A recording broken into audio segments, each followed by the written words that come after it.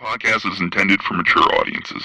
The views and opinions expressed are those of the panelists and do not reflect in any way those of the podcast partners, sponsors, or affiliates. Enjoy. Hi, this is Michael Buffer, and you're listening to the Voice of the People. Let's get ready for Boxing Voice.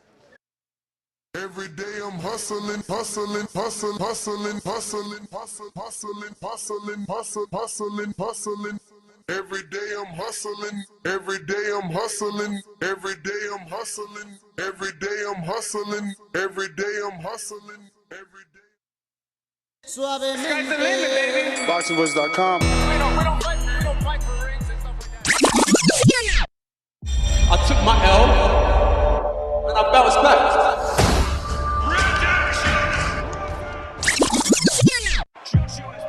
I'm done with fucking losing. I'm done with trying to learn the sweet science.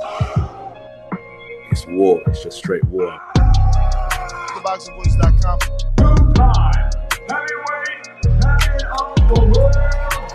As it stands, stop listening to the bullshit until it comes from me. He's got to come out here and try to take this dude's head off, or we got a rematch on our hands, man. I hope they can learn from my situation and not give up. Like, stay strong. Like, A man like me don't make no excuses. My boy Chisora said I can win. Ali's a savage. He's an animal. He's a different breed of person. It's not like us. Why is he thugging George Foreman? He's already a tramp. He ain't no tramp. Around here driving, making a business out of it. I'm a champion. I fight everybody every month. All of them. Bar none. BoxingVoice.com. I kept telling him he had no punch. He couldn't hit. He's swinging like a sissy. He's missing. Let me see your box. I hadn't started dancing yet. He talks too much. He's ugly. He's pretending. I'm the true champion. Fury's the name. And fucking fighting's the game. His heart's rattling now. His balls have sunk up inside of him. There's a man here that's going to annihilate your daughter. BoxingVoice.com. The heavyweight champion of the world, the greatest fighter that's ever lived, ever laced a pair of boxing gloves on, ever stood in a boxing arena. Me, the Gypsy King. Fury under the hands of Sugar Hill is just a different beast. He's a different monster. Joshua's a coward. Usyk's a pussy, and Dylan White don't want to fight. So if you can prove me wrong, get to fucking fighting. These are all coward bum dossers. I'll annihilate the lawyers and destroy yous. Submit yous. Tap you bitches out. Fury's just too intelligent. When he has to box, he boxes. When he's got a triple jab, he triple jabs. If he holds a handful of stones and throws them at me, he may have a chance of landing something. Chicken! Joshua! Where are you? Where are you, AJ? AJ! Dylan White's a bitch. I want to see you. You've got to fight me anyway. Taking supernatural strength. Fury trying to.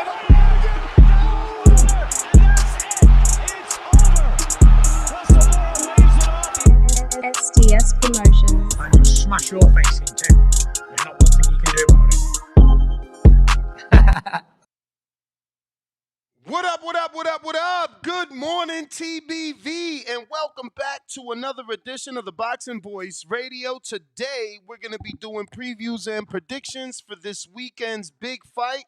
Tyson Fury, obviously, in a big crossover fight between boxing and MMA.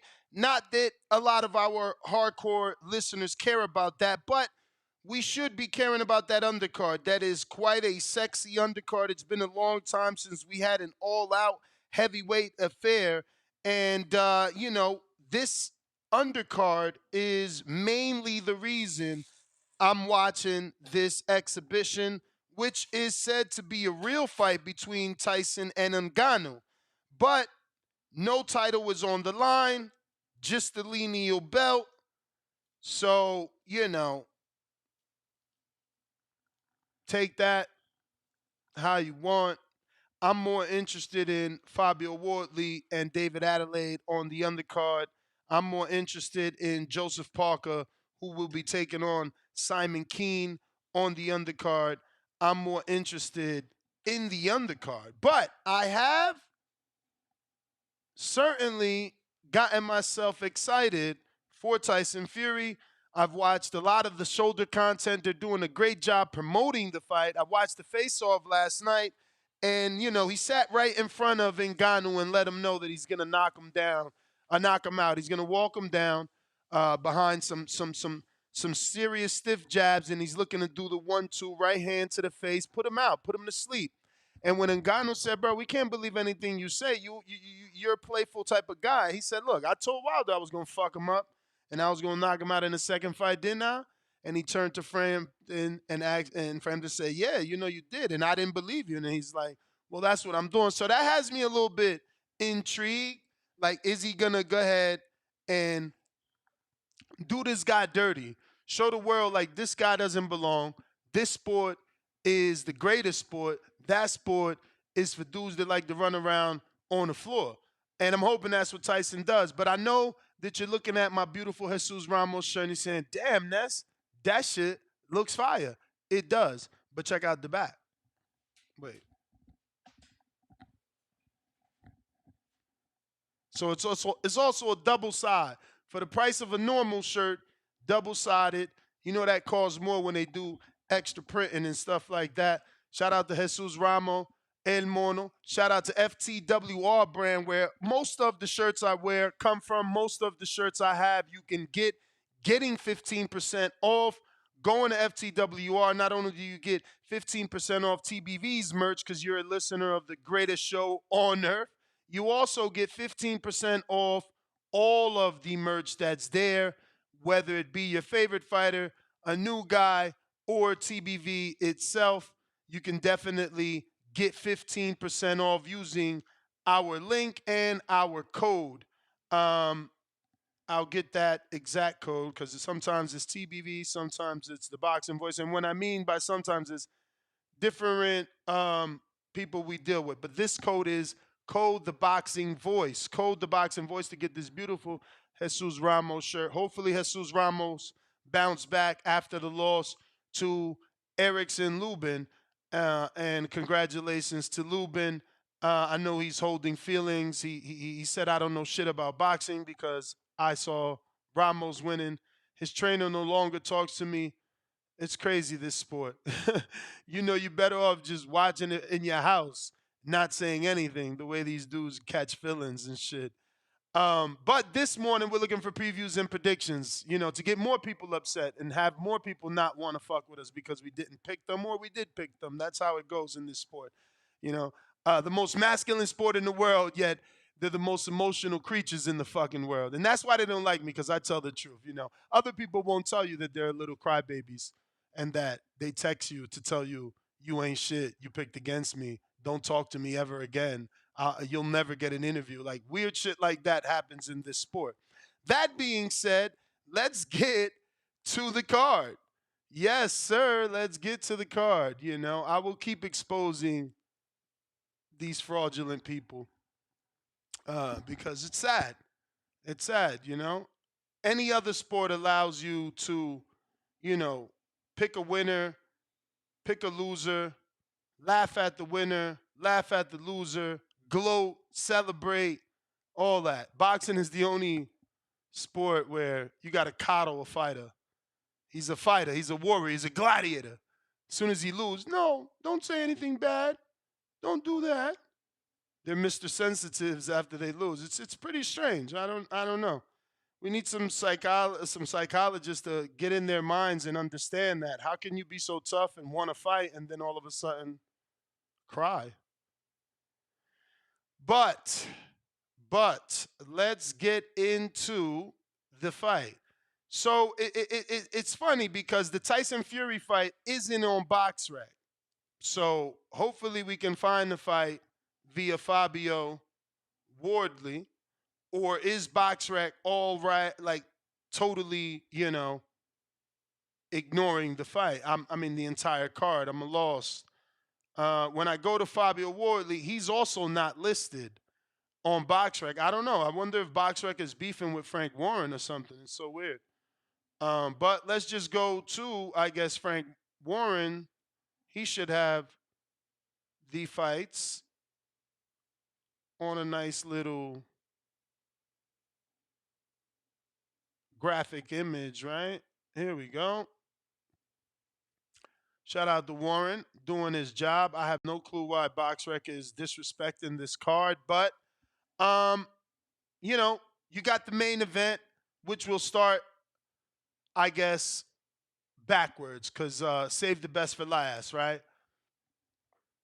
So we got a fight that I don't know anything about. Duran Jr. and McGon. I'm not even going to Google Duran Jr. to see is he really the Duran Jr. because in the UK they just got a lot of fake names. They got their own Muhammad Ali's, they got their own Tysons, and they got their own Durans. You know what I'm saying? So I'll watch them when the fight starts. Moses Atama, definitely interested in him. I'm trying to get a gauge on him because I'm betting him. He's always a betting favorite, so you don't really make any money. But you can slightly make a little more if you knew the outcome. But he's brand new, and he's only 18. Maybe he's 19 now. So I'm not doing anything but trying to learn more of Moses, and excited to see him fight again. That being said, the next fight we have is one I'm interested in because Arslan Makhmadov is trained by Mark Ramsey, who is the trainer of Artur Beterbiev, was the trainer of David Lemieux, and pretty much any big name Canadian. Mark Ramsey, he's got what's this other puncher that just came around? Fucking hell. I'll check it. Fuck. I can't remember. What is that name? Christian Mabili. So Christian Mabili is also trained by him. And I'm interested. Outside of the trainer drawing interest for me, we have to remember that Arslanbek Makhmadov was signed to Top Rank, and he was scheduled and even fought on an undercard of Jared, and they were supposed to go at it. Don't know what happened.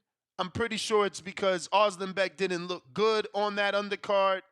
And maybe this is why he's in there with this guy who doesn't look like much. But we'll be paying attention to see his skills because I believe he's an obvious opponent for Jared Anderson. He could end up with Simon Keane, Joseph Parker winner, because Simon Keane is signed to Top Rank. Takam is signed to Top Rank, so he could end up, in that fight if maybe Takam beats Bakoli, which is another fight I'm super interested in. Obviously, Bakoli has a loss to Hunter, but a win over, a bounce-back win, let's say, right? Because after he lost, he beat heavily touted Tony Yoka, who was trained by Virgil Hunter, right? Obviously, Virgil wasn't there for that loss, but I think he was. You would have to check my interview in Blue Wire. We certainly asked Virgil about that, but nonetheless, interested. If you want to be more invested in Bakoli, he is also Junior Makabu's brother. Makabu that was going to fight Canelo. Makabu that is scheduled to fight on the Don King card, I think November 4th. Makabu that's a two-time WBC champ. They are brothers. So that's more reason to be interested in the fight. Then you got Carlos Takam. He's common opponent with Anthony Joshua and a bunch of others, right? Takam's been around. Not to mention he was the lead sparring partner for Francis Ngannou for the Tyson Fury fight because he's also trained by Dewey Cooper, who is the trainer of Francis Ngannou, right? So then we move forward to Parker and Keane, and it's a crossroads fight. For Keane, he's a prospect needing that name on his resume. And for Parker, you lose to a prospect, it's over. It's just, it doesn't have to be over, right? Like, you can keep fighting after losing to a prospect, but you'll be put in there with another prospect, and you'll be used as someone to build the name of another person. But if you're okay with that, you can keep fighting. Obviously, Chop Chop Corley is still fighting, but a guy like Linares retired, which would be the same situation that Joseph Parker would be in at this point if he loses to Simon Keene. He might end up as the next opponent for Justice Hooney or whoever is an up and coming. Moses Atama's on the undercard. He might end up being an opponent for him in a couple of days or months or years if he loses this fight. So he's in a crossroads fight that he really needs to get shit on track. I feel like Joseph hasn't had a decent, solid win that I can remember, and I stepped away from the computer, so I can't even use BoxRec. So it's like I don't remember a decent win. If he's gotten it, it wasn't memorable. So hopefully this is a good fight. And I know Joseph. I'm more invested in Joseph. He invited me to his house, and we spent time together. I did, TBV all angle, and Camp Life episodes with him. You can check them out on our YouTube. Shout out to my guy Enrique Church, and I'm invested in him. So obviously, I want to see him win, but I'm also invested in the fight itself because Simon Keene is a new player, and I love new blood. And if he can make a statement in this fight and give us a reason to back him as a Canadian, I'm cool with it. I want it to be done. I actually want to see him do it if he can. But I know Joseph is good, He's a good jabber. He's a good boxer. He gets sparring with Fury. Not sure about this particular camp, but they've sparred so much that they've, said they would never fight. But because they're such close friends, I don't know how well that sparring ends up being in terms of beneficial for Joseph. Again, I just haven't seen him looking good in so long. So again, I hope this is it for him. I hope this is in a performance that puts him back in the eyes of boxing fans and has them wanting him in big fights. Because if he loses, I don't know. I'm not sure that he continues. Not everybody likes to be a journeyman. Not everybody wants to be used to build the prospect's resume. So, super interested in that fight. Super interested in that fight. But then the co-main event, which is really the main event of the real boxing, right? Because, some of us don't think Ngannou is that, let alone some sort of test for Tyson. So the David Adeleye taking on Fabio Wardley fight, that's the fight I like. Fabio Wardley is he's a get it out the mud type of guy. That's the true definition of getting it out the mud, in the sense that he was one of those prize fighters. It was like, it was like our version of Tough Man. And, he won the Tough Man, and then he just you turned that into becoming a fighter. And here he is, continuing to beat, boxers that have been dreaming of being boxers all their lives. He took an opportunity and ran with it. So he's an interesting character because he's the type of guy that when he gets hit, he wants to hit back. And that could be bad for him, especially with a guy like Adeleye, right? That he's got real power. What I don't think, What I don't think he has is the skill of Wardley. Like, Wardley's more athletic, probably lighter on his feet. And Adeleye is, a bulky, big, muscular guy. But he gets the job done, Adeleye does. But he's also stepping up. truth be told, right? Like Wardley has performed better than Adeleye, but Wardley's been hit by everybody he's fought, you know. But that is what activates him. But, getting too active or emotional when you get hit and wanting to hit back can cause a fight of problems. This is a good fight. It's a solid card. It's a solid card. This is how you sell a pay-per-view. The main event should have been better, obviously, because it's a pay-per-view, but because the main event isn't for everybody and it's more for the casuals, by stacking this with recognizable heavyweight names, they've appealed to some hardcores because these are hardcore names. Regular, maybe American boxing hardcores don't know Wardley, David Adeleye, and Fabio Wardley. They probably don't know Simon Keene, but do know Joseph Parker, but might not know Joseph Parker. His biggest wins or fights, should I say, are fights that took place on UK soil. So you might not know Parker either. Takam, same thing. A Frenchman, biggest fight with a UK man. You might not know him. Another, same thing for Bakoli, and same thing for Makhmudov, Oslanbek Makhmudov. It's just like these dudes aren't popular. They're just not, but it's a good-ass card.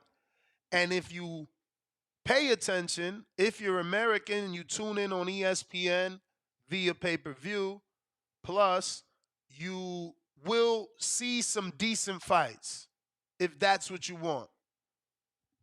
These are some decent heavyweight fights that will all pretty much move the rankings. But this is the previews and predictions. So, predictions, Tyson Fury for the win, Fabio Wardley for the win, Joseph Parker for the win, Bakoli for the win, Makhmudov for the win, Atoma for the win, McGann and Duran Jr., I will just be learning with you. What time does the card start Las Vegas time? I will find that out for you in just a bit. I know that Top Rank sent me an email, so I'll get that in just a bit. We are taking callers. If you want to give your predictions, feel free. Remember, without you, there's no me. So if we don't get callers, show's done. It is previews and prediction. I've given you my prediction, not specific. If you want a more in-depth prediction so that you can make a bet, your best choice would be to join our betting crew. You can do that here on YouTube members or via our Patreon. We've been very successful week in, week out. But keywords and the slogan of the show is you got to listen to the show, not just copy the picks. That being said, it looks like the broadcast is live on Top Rank and ESPN Plus pay-per-view at 2 p.m. Eastern, 11 a.m. Pacific Standard. Lord, we're going to have a long day because there's fights on all networks. So that's starting at 11 Vegas time for the gentleman that asked.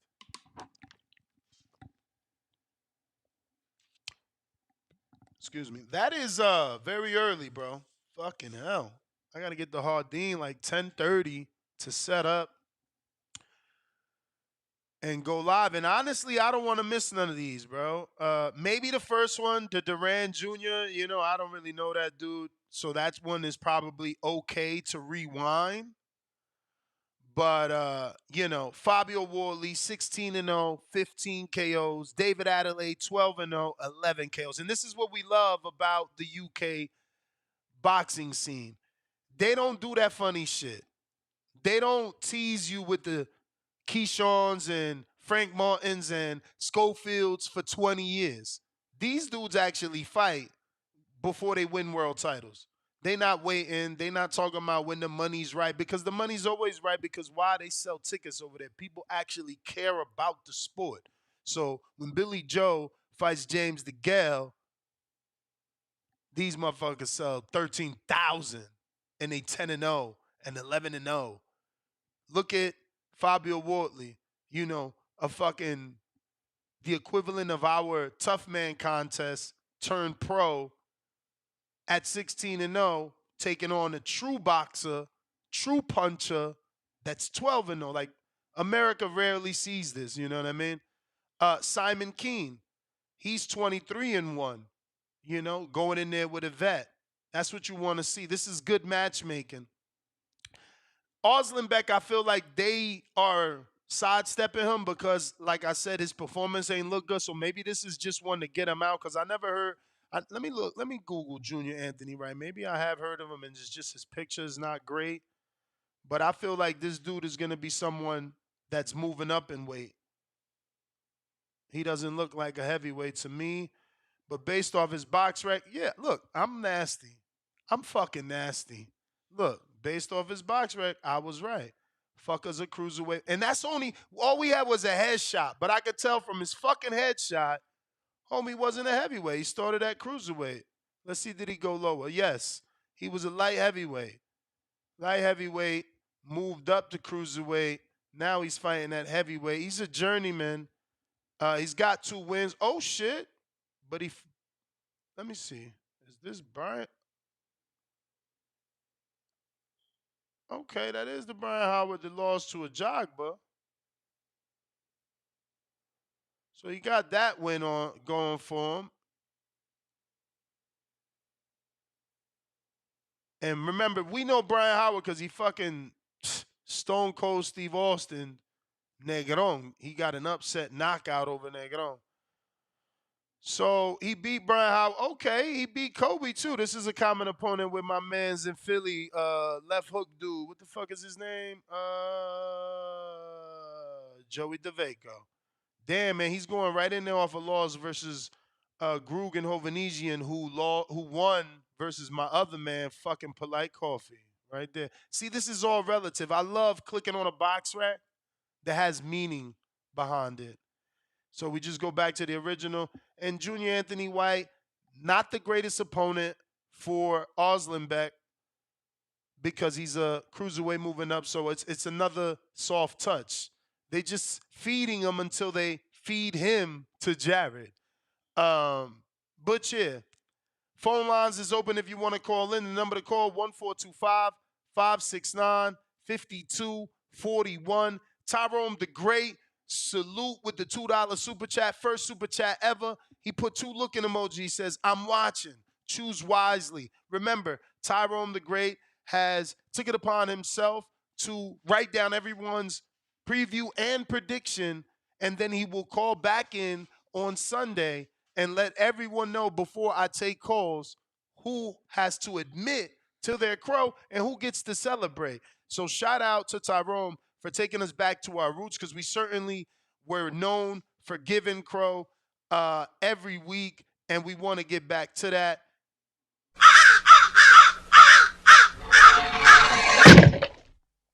Because it makes the show fun and lets you know who's good at picking and who's not, who's just talking. You feel me? But let's go out to some callers after these words. Now, remember, I need you to always, if you haven't already done so, drop us a 5-star review. It's going to help with the visibility. It's going to keep us #1 on iTunes, making us the greatest and the biggest boxing podcast in the world. Your 5-star review will be read here. Even your 1-star if you're a fucking hater. You know what I'm saying? Salute to all my truck drivers. Stay safe on that road. Get yourself a set of Kenichi beers. We're actually doing a raffle today. If you don't have a Kenichi beer, a $15 Cash App to the Cash App will get you a virtual raffle ticket, and we'll be giving out this set of Kenichi beers Sunday on our recap show, where we do a weekend recap of all the fights, giving people an opportunity to call in and celebrate if they got the right pick. Also, call in and if they're frustrated, like last week when when Rocha didn't do what we expected him to do, and some of us were upset. He blew our parlays. This is the platform for you to call in and voice that opinion. You might get ridiculed. You might get criticized. We might cheer you on. Who knows? That's how it goes around here. But phone lines are open 1425 569 5241. Press 1 time if you want to voice your opinion. We also got Discord available. Twitter Spaces is also available. And the landline is working today. So today's a good day. We got all forms of call in so that you can express yourself and voice your opinion. We're looking for your previews and predictions on this weekend's heavyweight card featuring Tyson Fury versus Francis Ngannou. Again, I don't know if you guys caught the one-on-one, but it gave me the feeling that maybe we could bet on Fury. Maybe this isn't going to be taken as a exhibition in Fury's eyes, and since it is going on his record, he's going to be serious. And I'm a guy that, God has given me second chances, so I don't want to live in Fury's past. I want to live in the moment and in the present that he's created, which is when he says something, he's going to do it. In the past, we really couldn't believe that. But I don't know. Maybe I feel like this guy is telling the truth and he's going to go for the KO and he's not going to play around. Like, he asked him, like, Francis, do you really think I'm going to get in there and dance around? Is that what you think? He says, you think I'm going to dance around and jab, move? And he's like, bro, I'm coming right at you. Chin down, tucked behind me shoulder, thudding jab, and I'm going to fucking clock you with the right hand. And I'm like, damn, he sounded pretty convincing. And then he doubled down by saying, turning to Frampton, like, bro, but didn't I tell you I was going to do that to Wilder? He's like, you did tell me that, but I didn't believe you. He was like, all right, well, you better believe me now. You better believe me now. But once again, we are doing a raffle for these Kenichi Beer headphones. We got a set to give away. So anybody that wants a set of these, remember, send the Cash App to the Boxing Voice, THABOXINGVOICE, number 1, the numerical number 1, or $NESGTO. These have crystal clear audio quality. They have a detachable and attachable mic for when you're calling in, when you're on that road, if you're a truck driver. But these are also great for gamers. If you're a gamer and you're into your Call of Duties and all those other things, then you can use the mic for the same purposes. But most of your favorite fighters, Tank included, use these just to run because they're actually good. As you can see, Danny uses them daily on the show whenever he's virtual. So it's something that we recommend because we believe in the product. Also, because the owner is an 18-year-old amateur, and the proceeds go to making sure that he is able to get to all his amateur fights and have a successful pro career. But phone lines are open. We're going out to the callers after these messages. Remember to rate us 5 stars on iTunes. Subscribe to youtube.com/theboxingvoice for the latest and greatest interviews with your favorite fighters. Jimmy the Kid, UK, what's up?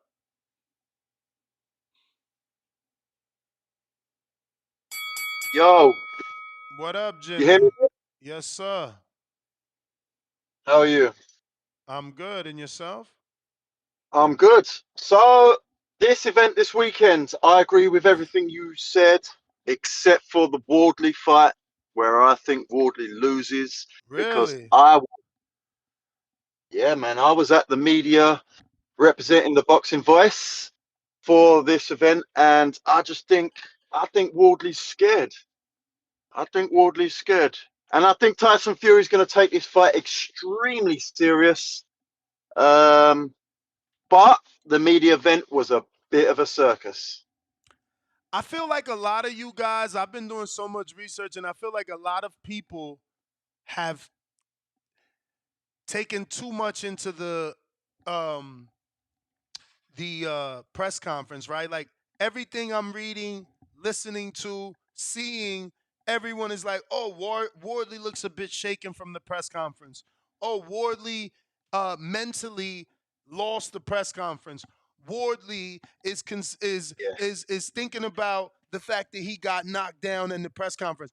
It's like maybe it's you guys just assuming that. I just don't think Wardley is that guy. I don't think he's that good. I don't think he's He's done. fought better opposition than Adeleye. What has Adeleye done to make you believe he's better than Wardley? I think his punching power is just better. I think his punching power is just better. I think he's got more. He hasn't knocked He's out got the more level. He's got more dog in him. He's got more. He looks more hungry. Wardley I don't know. I don't. He seems to me like he's going to be another Joe Joyce. Listen, I'm not being sarcastic. I'm not being sarcastic. I'm trying to, learn. Like, but isn't Wardley's knockouts better than Adeleye? Like, Wardley's knocked out bigger names. Yeah, yeah, that's granted. But I just don't see. I think we watched him together, right? Was he fighting when you came and watched AJ? Was he on the AJ card? No. I don't know. That was AJ versus Franklin. Yeah, I've seen him, and I just don't know. I just see him as he's like another Joe Joyce. I was with Joe Joyce. I sat next to Joe Joyce at the media for the Fury and Ngannou in London, and he was talking with Wardley, and I just thought, you guys are the same. Like, I just don't see it. I just don't see it. But all the other predictions you said, I fully agree with. But what about I this? fully agree with. What about this? You say he's another Joe Joyce, but Joe Joyce got like 3 or 4, maybe even 5 good wins before he lost to Zhang. Like, dude, we write people off. I know with he one did, loss. but man, Zhang, he lost twice to Zhang horribly. I know we're drifting onto another subject, but oh man, I had an hour-long conversation with him at the press conference, and he was telling me about how he's gonna do this and do that, and blah, blah, blah. And bro, it's just like these guys. Listen, I'm gonna tell you how it is with British boxers in all.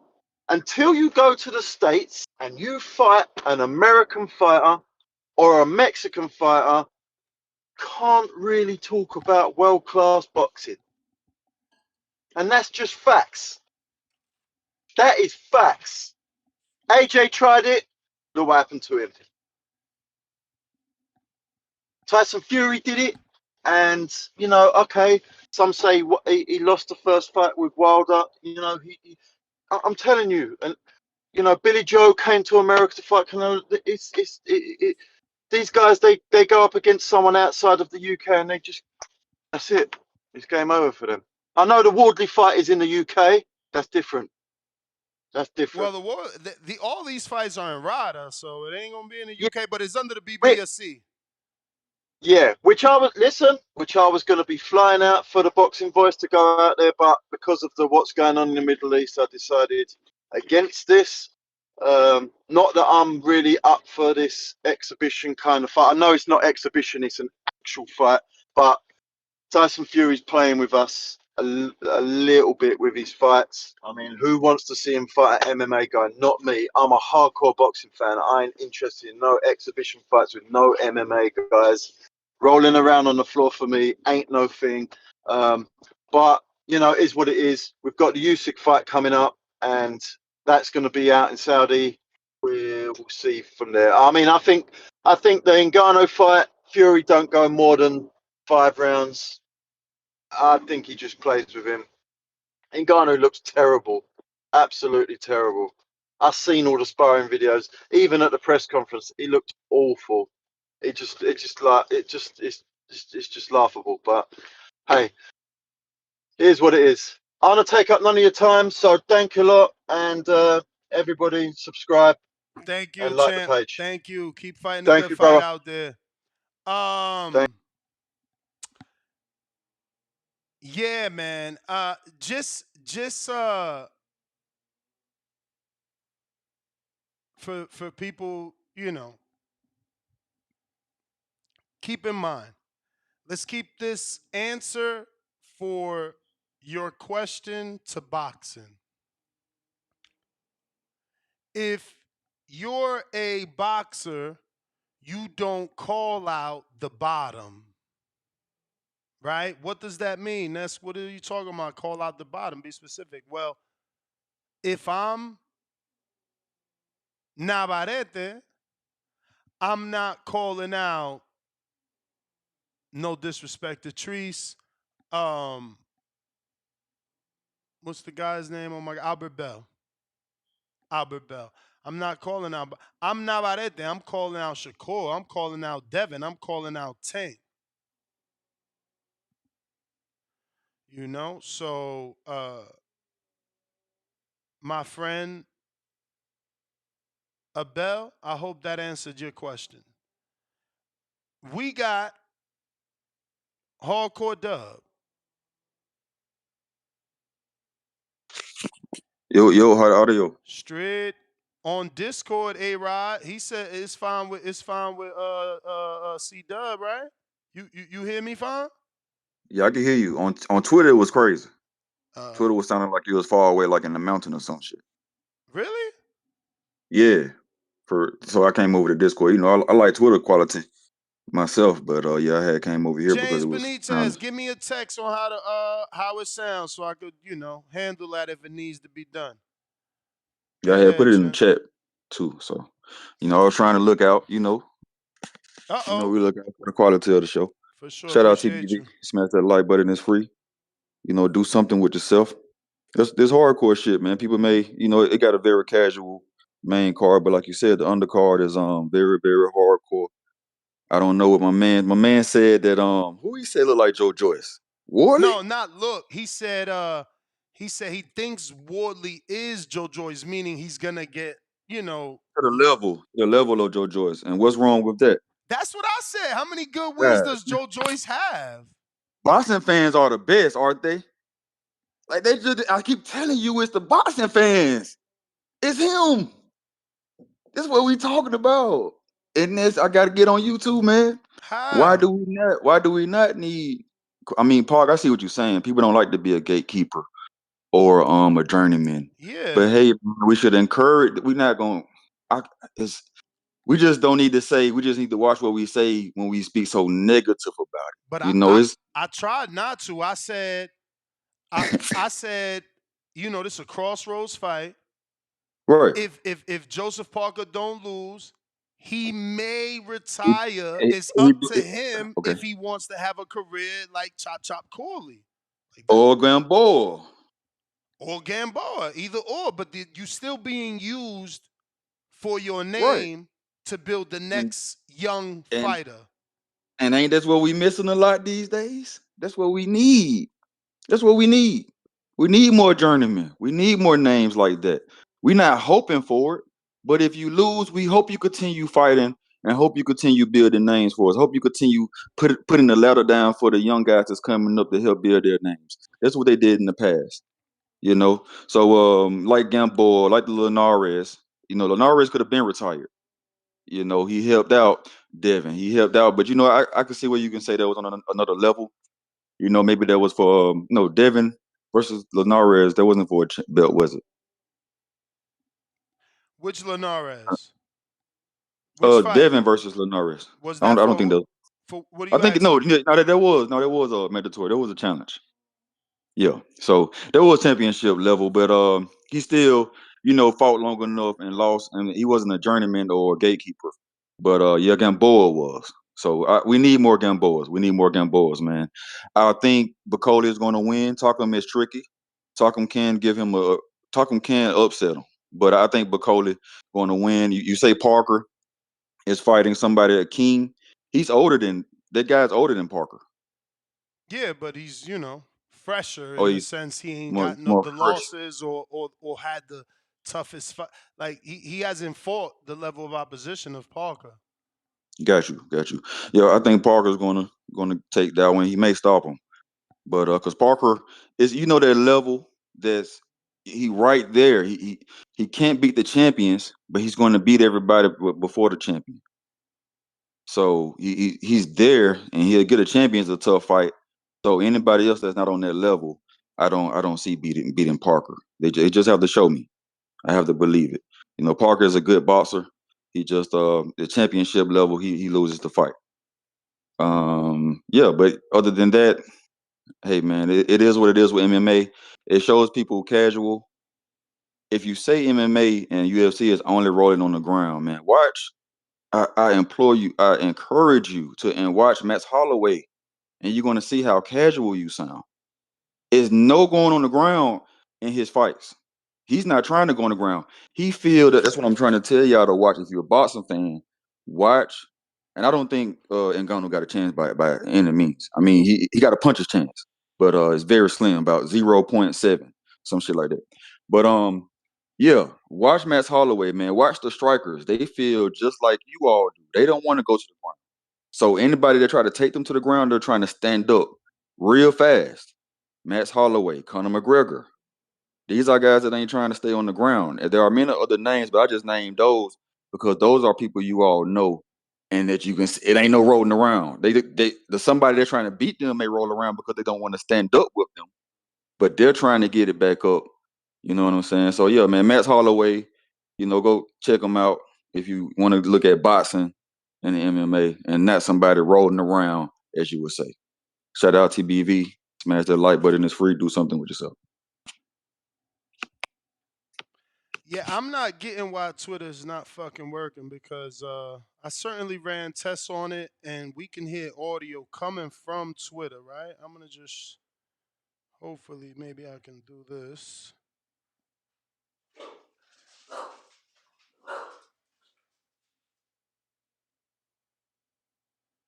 I don't know, man. Anybody on Twitter, are you available to run a test? Chad, you there? Can you hear me? Chad in Connecticut. Yeah, well, I'm going to end it and redo it because it's got to be something with Twitter. And I'll prove that. Watch this. With Shakur Stevenson, there this was is audio. A potential fight, right? You gave him an offer, but he was only going to... That's audio coming from Twitter.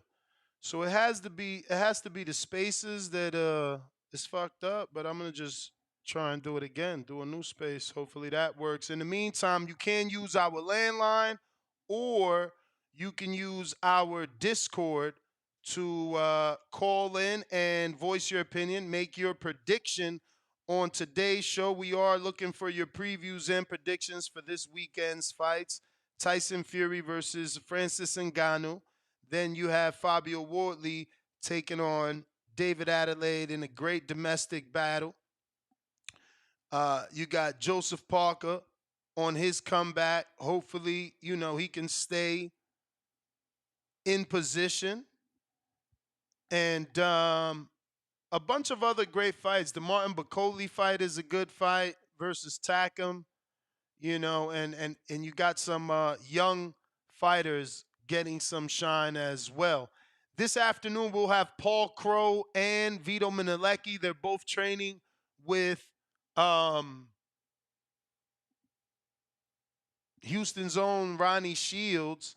And, if you want to ask them a question, we got a post both on members and on Patreon for anybody that wants to ask them a question. Go ahead and drop that question. Also, we got a $15 Cash App from Nate,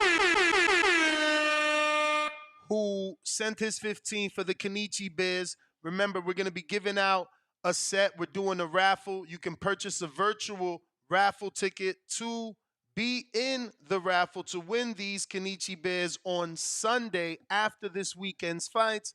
We'll announce the winner If you want to send the Cash App to either Cash App you see on the screen. Make sure it is spelt the way you see it on the screen, because we do have some people that are naughty and they're trying to steal from TBV. So I redid the Twitter and I see people connecting. I still don't know if that's working properly though. But we are trying. Phone line is open. And if you're looking to voice your opinion, you have to press 1. I see quite a few people there. Remember, if you don't press 1, we won't know that you're ready to get on the line and talk to us. We're talking this weekend's fights, specifically and only the Tyson Fury card. We'll be doing the Amanda Serrano previews and predictions and other previews and predictions for any other fights on their respected own show to keep it separate and easier for you to find and digest.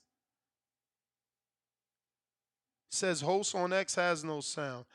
Do you guys hear me on X? Do you guys hear me on X?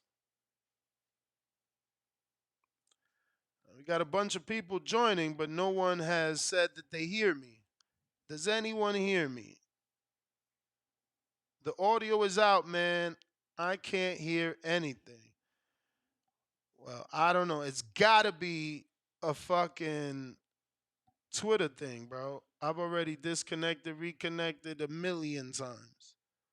A million times. And I've showed that the audio is working coming from there. So it's got to be an actual Twitter Spaces thing. It's been buggy. I mean, the mic is on, brother. I could turn it off and on again, but the mic's on. That's what I'm saying. It's a bug. The mic's on. Let me know if that worked. I mean, I turned it off and back on, but it was always on. But Discord is available and the landline is available. Remember, if you don't call in, we can't, continue the show. So I'm confused. I got some people saying unmute, we can't hear you. Some people saying we can hear you. I'm lost. Jay in Dykeman is requesting. Jay, you there?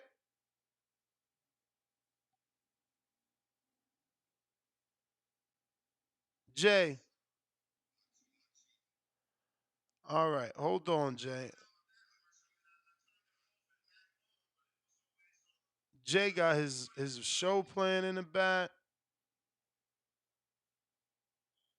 Jay, you there? Check, check. Fucking Twitter Spaces, bro. I can't stand this shit. Restart the whole show. Hell no. Hell no. Hell no. Cause we good over here. We could definitely use the landline. We could definitely use Discord. If Twitter Spaces is acting up, I don't know what to tell y'all, man. I mean, I've disconnected, reconnected. It's just not working today. Check, check. Yeah, I don't know. But looks like you guys don't care about this actual fight anyway. I'm not getting. They saying X is working. That's Huang out of Houston, so I'm gonna believe you. But but you can hear me, Huang, but I can't hear you for whatever reason. Because I mean, how do you hear me? But let's try Huang. Yeah, Jay Billy saying no working.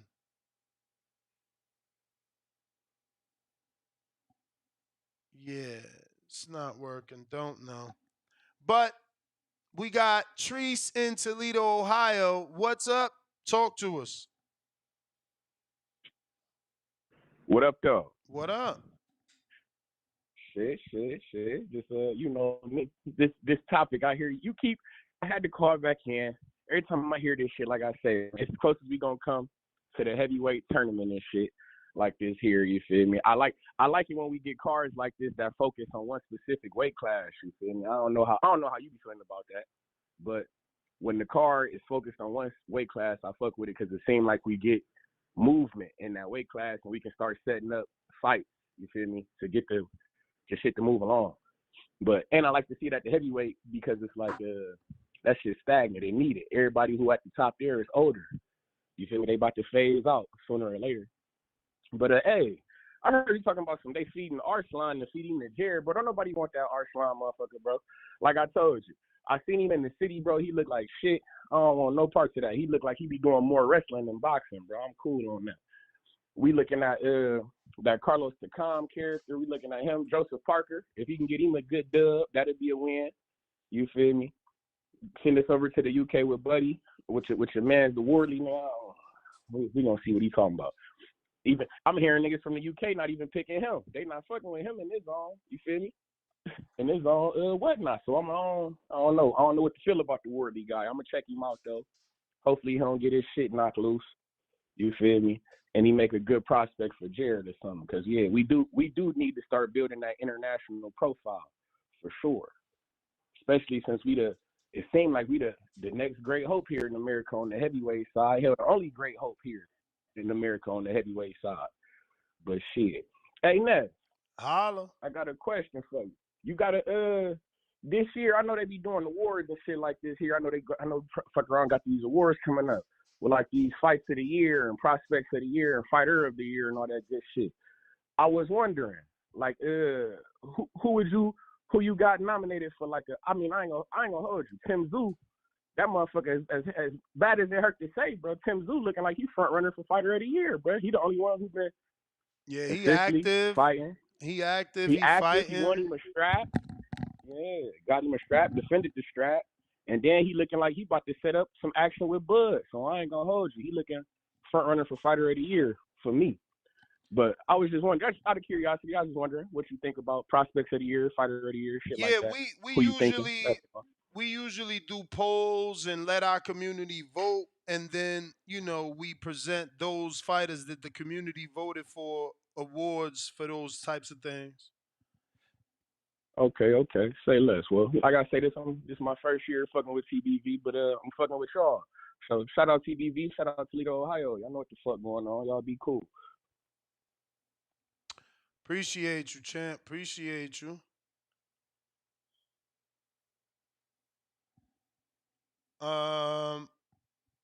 Once again, number to call 1425-569-5241. Press 1.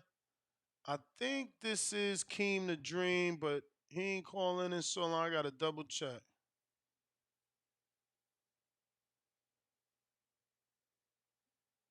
This is Keem the Dream. What up, Florida? Yo, what up? Can you hear me? Loud and clear. All right. You mean I ain't called in so long? I just called in yesterday, man. I mean, I want to expand a little bit on what C-Dub was saying. I'm a UFC fan. Let me say this real quick though. Ngannou has no chance against Fury. Everybody talk about the power. What was the power when he lost to Derek Lewis? What was the power when he lost to Stipe in the first fight? I mean, the guy, look, one thing is having power, another is landing it effectively. And we've seen him not be able to do that a bunch if you watch him in the UFC. Everybody talks about the Rosenstrike fight. Rosenstrike came straight at Ngannou, throwing wild-ass punches and left himself wide open to walk into something. So all this power in Ngannou, you got to land it. You got to be able to land it effectively. And this is boxing. It's just not going to happen. He does not have any chance. He never had a good gas tank. MMA is 5-minute rounds. If you do the math, that'll get you into the 9th round of a boxing match, and that's it. Hence the reason Floyd stopped Conor around what round? It all adds up. And again, Ngannou never had a gas tank in the UFC. I don't see him having one in boxing. He's getting destroyed really easily. And as what I was trying to say yesterday a little bit, and what C-Dub was saying, is that UFC does not give their fans these great fights. They get shit fights, but they love it. They buy into the brand of the UFC. For example, this weekend's pay-per-view card was shit. It was a prospect in Chimaev fighting Usman on 12 days' notice, and Usman's coming off back-to-back losses, and he moved up in weight. Could you imagine if boxing gave us that, Ness? If boxing gave us Kambosos off back-to-back losses to Devin versus Keyshawn on pay-per-view, you think people would be calling in here excited and bigging up boxing?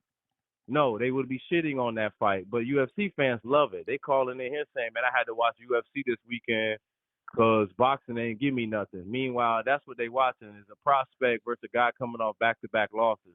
The main event was another guy stepping up and weight on short notice to a rematch he already lost. And then he got knocked out in the first round, and he lost their first fight. That's what they pay to watch. That's what they telling you, Ness, is these great UFC fights. You know, they watch Masvidal versus Nate Diaz. That's a combined like 19 losses. That was a pay-per-view main event. You know, and then Nate Diaz versus Tony Ferguson. Tony was on a 3-fight losing streak. That was a main event on pay-per-view, bro. You think boxing fans is going to call in here and big up them same type of fights in boxing?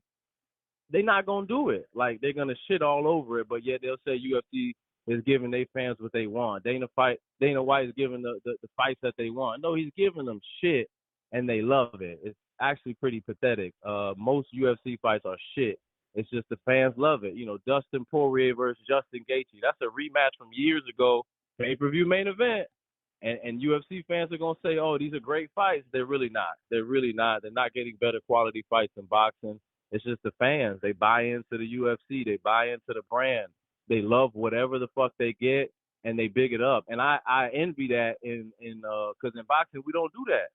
In boxing, you go to boxing YouTube channels, all you hear is these guys shitting on boxers.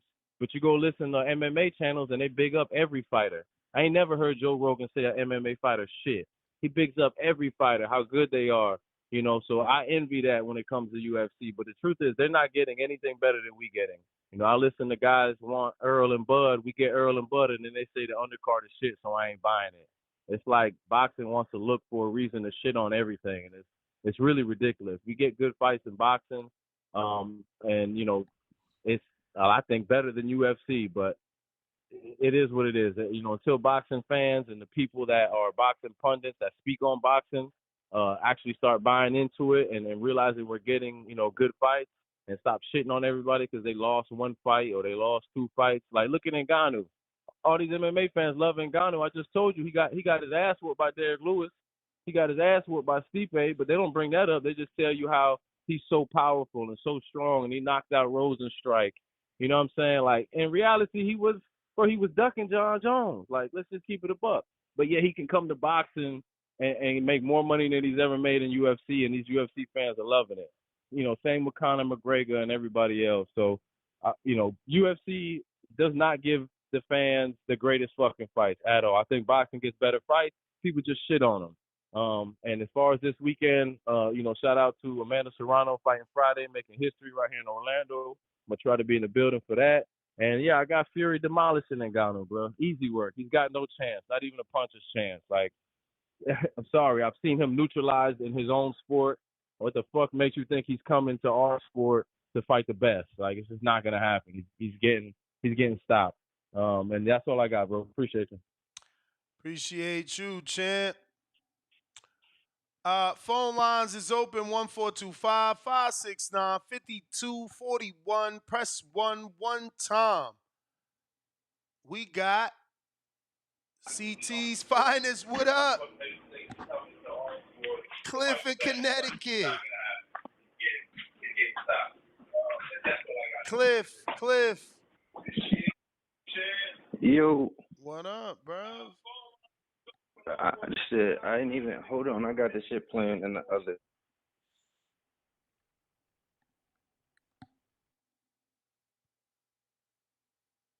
What up, bro?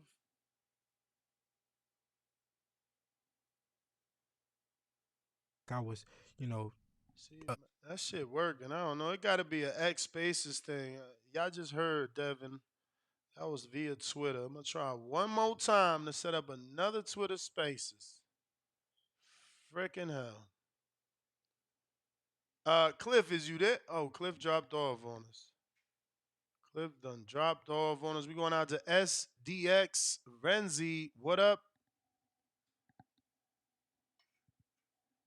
Yo, Ness, shout out TBV, man. What Shout up? out to you doing your thing once again. I ain't heard my boy Danny in the back, but I got you on Discord, so I feel like you solo dolo, Scarface no Manolo, man. So if y'all in the comments, make sure y'all hit that like button for Ness, man, putting in that work. Ness, I was really mainly calling in for the same thing the last caller called in, but I thought at least Ngannou, based off he said, 5-minute rounds. I'm thinking we could at least get a decision or to go the distance by Tyson, but damn, he just made me rethink everything that I was thinking. So I really don't even know now. But I was hoping I'm hoping that, Fury go in there and box and possibly get it to go the distance, but he just shot me down with that. So I'm back at the drawing board, man. But he did have that. I love that last caller, what he was saying about just the difference in between sports. The fans really, we the ones that make, either the sport grow or not.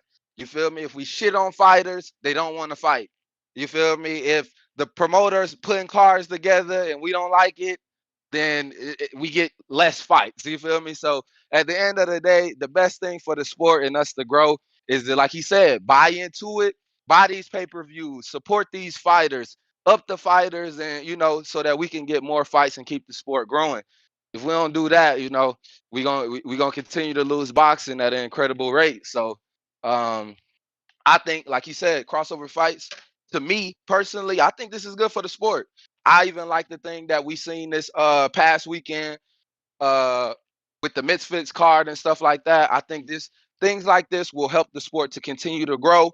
It even upped me more with your idea, Ness, on everybody going to the zone, because I feel like the zone, with after what we seen there, would be a good thing for boxing, period, when you got everything from casual. Okay, if I just want to see a KSI, a Logan Paul, or them guys, influencer boxers get in the ring, I can get it on a casual level. But then at the same time, I can come back and still, be able to get quality fights of other top fighters. I feel like this is a good thing for boxing. So man, anyway, boxing continue to grow.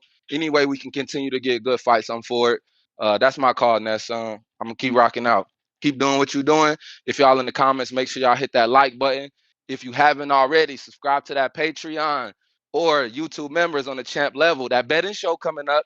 I know y'all want to make some money this weekend, man. Like I always say, Ness, one punch can change your life, man. Make sure y'all get into that betting show. Get y'all some money with us. Shout out TBV. Appreciate you. Jose, are you there? Man, it ain't working today, boy. Twitter Spaces is dead. You? Well, that's not working. I don't know why. It's got to be a space thing, bro. It's got to be a space thing. Look, more audio. Is looking forward to and hope it happens. And I'm doing everything in my power to make it happen. Wilder's, video. It's got to be a spaces thing. Nothing. These investments. You sound smart to somebody.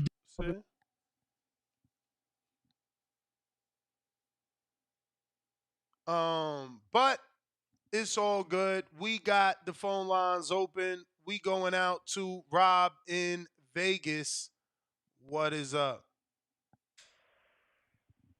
What's going down, man? Top of the morning. Top of the morning. Top of the morning, What's the champ. deal? Hey, man. I hear a lot of dudes, man. We discussing what Tyson might do. Come on, man. We know Tyson's MO in these situations, bro. We know how Tyson fight. Like when if you watch Tyson Fury fight, bro, you know what he's about to do. That Wilder shit, I feel like that was some one-off shit. Like other than what was that dude name that was like a cruiserweight? He pounded him out. Who was that dude? Steve Cunningham or something like that. Other than that dude, bro, Fury ain't knocking nobody the fuck out, bro. It's going the distance. If you want to know, it's going the distance. Tyson Fury is a play around, showboat. 12 rounds. The man is 280 pounds. He probably barely got 20 knockouts out of his fight. It's that, like, come on, man. He's not going the distance. I mean, it's not ain't no knockout happening. I was thinking if it was gonna happen next, I was like, Ngannou gotta be the one to get it. But then the other day I was listening in, and you broke down so many points on like this fool being an MMA fighter and coming over to boxing and not being able to land. So I was like, he kind of right. Like you be a sucker to bet Ngannou knock Fury out. That'd be ridiculous. Like, so he ain't knocking Fury out. And like I said, I watched Tyson Fury, so I know he ain't knocking shit out. He's a boxing technician, so he gon' pity pat, slap him around. He gonna slap him around for a few rounds. Yeah, if you want to watch another 200-something pound grown man get slapped around, you know what I'm saying? That's for you. I disagree with dude's opinion on the UFC though a little bit. I did want to just touch on that. Like, he was saying that one of the callers was saying like they give them shit fights and that's what they fuck with. Well, in the UFC, you don't have a chance to pad your record, so you can't be Keyshawn Davis. You can't sit up and pop all that shit to like a Frank Martin or Devin Haney and then promotional companies is hiding you, or we're not gonna see the fight because it needs to marinate. Nah, Dana White gonna throw your ass in there. Like, get in there right now. You think you the baddest man? Oh, you think you can whoop John Jones? You're 14-0. Get your ass in the ring with him then. Oh, you think you coming off of 2 losses? You think you could beat somebody? Get your ass in there with him then. You see Izzy? Oh, you think you beat Pereira? You the best? Fight Sean Strickland then. You gonna get your ass whooped, bro. There's no chance for you to go undefeated in the UFC, and that's what we need in boxing. Ain't no chance for you to pack that record. They asking you They asking you to get out the bathroom so they can hear you better, because you know you got an echo. So I don't know if you're in a hallway or something. Not an echo, but you know how it is. It's an empty room. It's like an empty room. Hey, the chat undefeated to get out the bathroom. Nigga, I'm in the garage sparking this hardin, you know.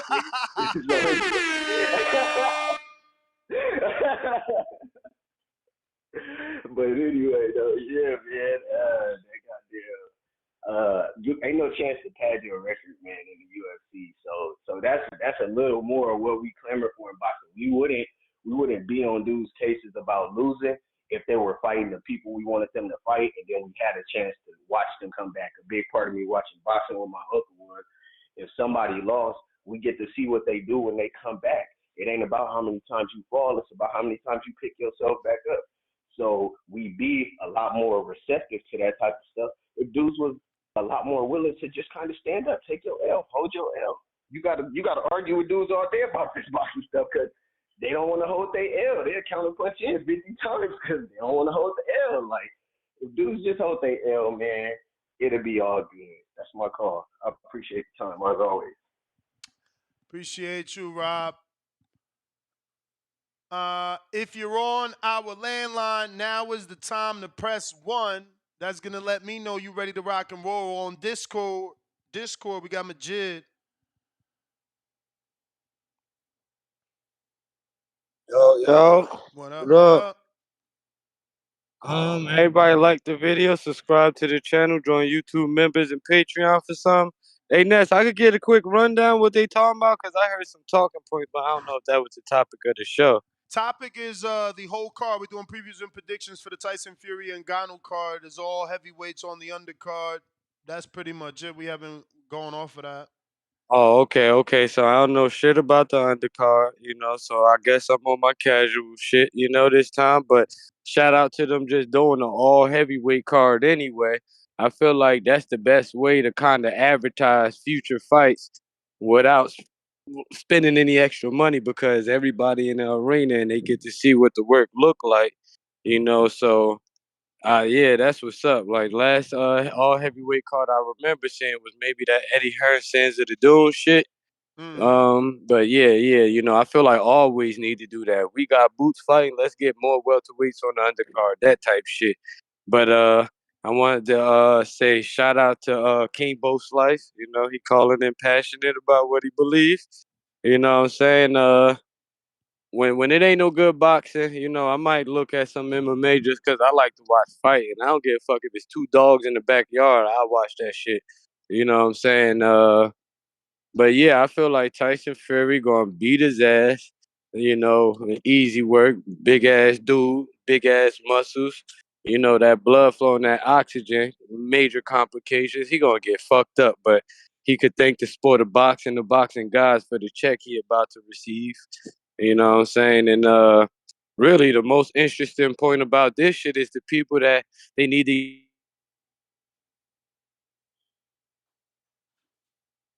broke up, champ. We lost you.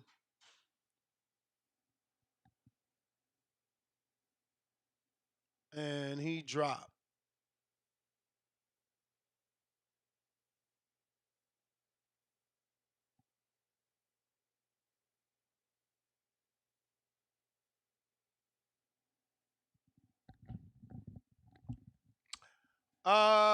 Hopefully I get this interview. Let me see if this guy is available. This was spicing things up. Just communicating now. But if you want to call in, the number to call 1425-569-5241. We got the $15 super chat from Eric for the Kenichi Bear raffle. So salute to Eric. You are now in the running for the Kenichi Bears along with Nate. So salute.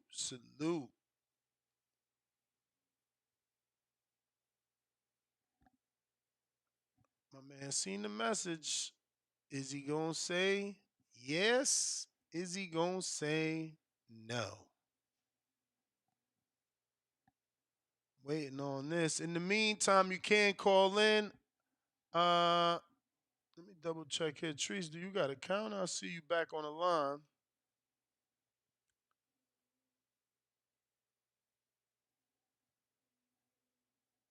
Shout out to Nathan and Eric, both in the runnings for the Kenichi Bear. Just writing that down so I don't forget.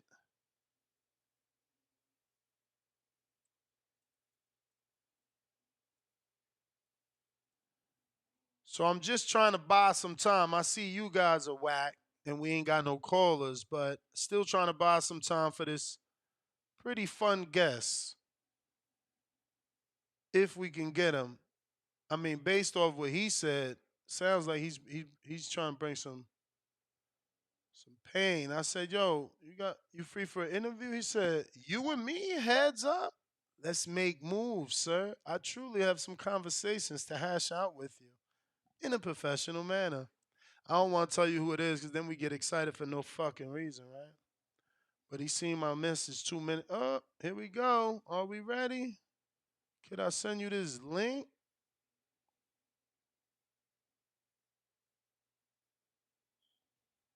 Smash that thumbs up. It's going to help with the visibility of the show to put this episode in the eyes of real boxing fans. They actually watch boxing. Mr. Dennis Cooper, who says the topic not the greatest, bro. What do you mean? You got like 12 heavyweight fights, or at least 12 heavyweight fighters. You know, how much better do you need it? You feel me? He needs 15 minutes. This is about to be the longest 15 minutes of my life. Watch it be. But I'm going to make a post for my Patreons so that you can ask him a question if you like. And since he only needs 15 minutes, I guess it's safe to say who's going to be on the show. And that person is none other than Regis Prograis, trainer from the press conference. The one that made everything spicy. So he's available in 15 more minutes. So we'll be getting him on. I'm going to also make a post on Patreon for anybody that's a Patreon, anybody that's a YouTube member that wants to ask him a specific question and have me read it to him, letting him know it was you that had the question. The post will be up in a bit. Just trying to find the right picture to represent him. And I was hoping he had a picture of him and Regis like from the press conference. That ain't the case. He's definitely got pictures of Regis, just not next to Regis. But based off his Instagram, he's been working with Regis for some time.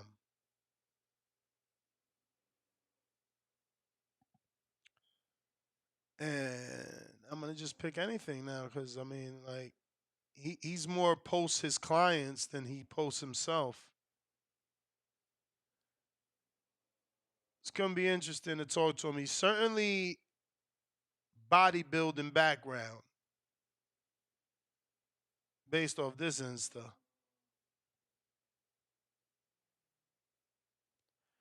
But we got to get to 7:35 Pacific Standard Time before we can actually get him.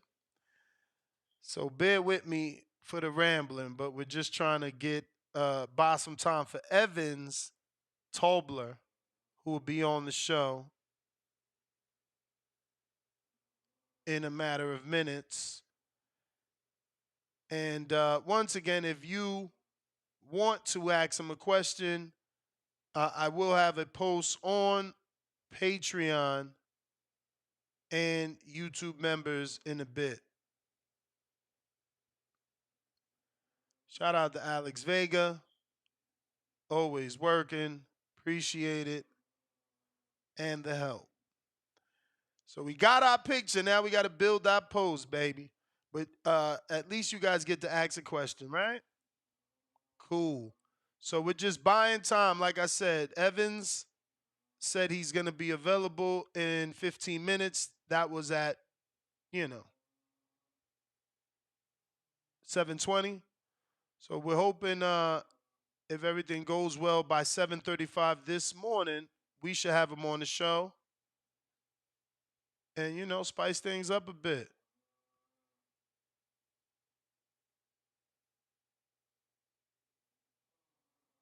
All right, almost there with my post. But if you want to call in, feel free. You could do so. Twitter Spaces and Discord. Looks like we got Alex. What's up?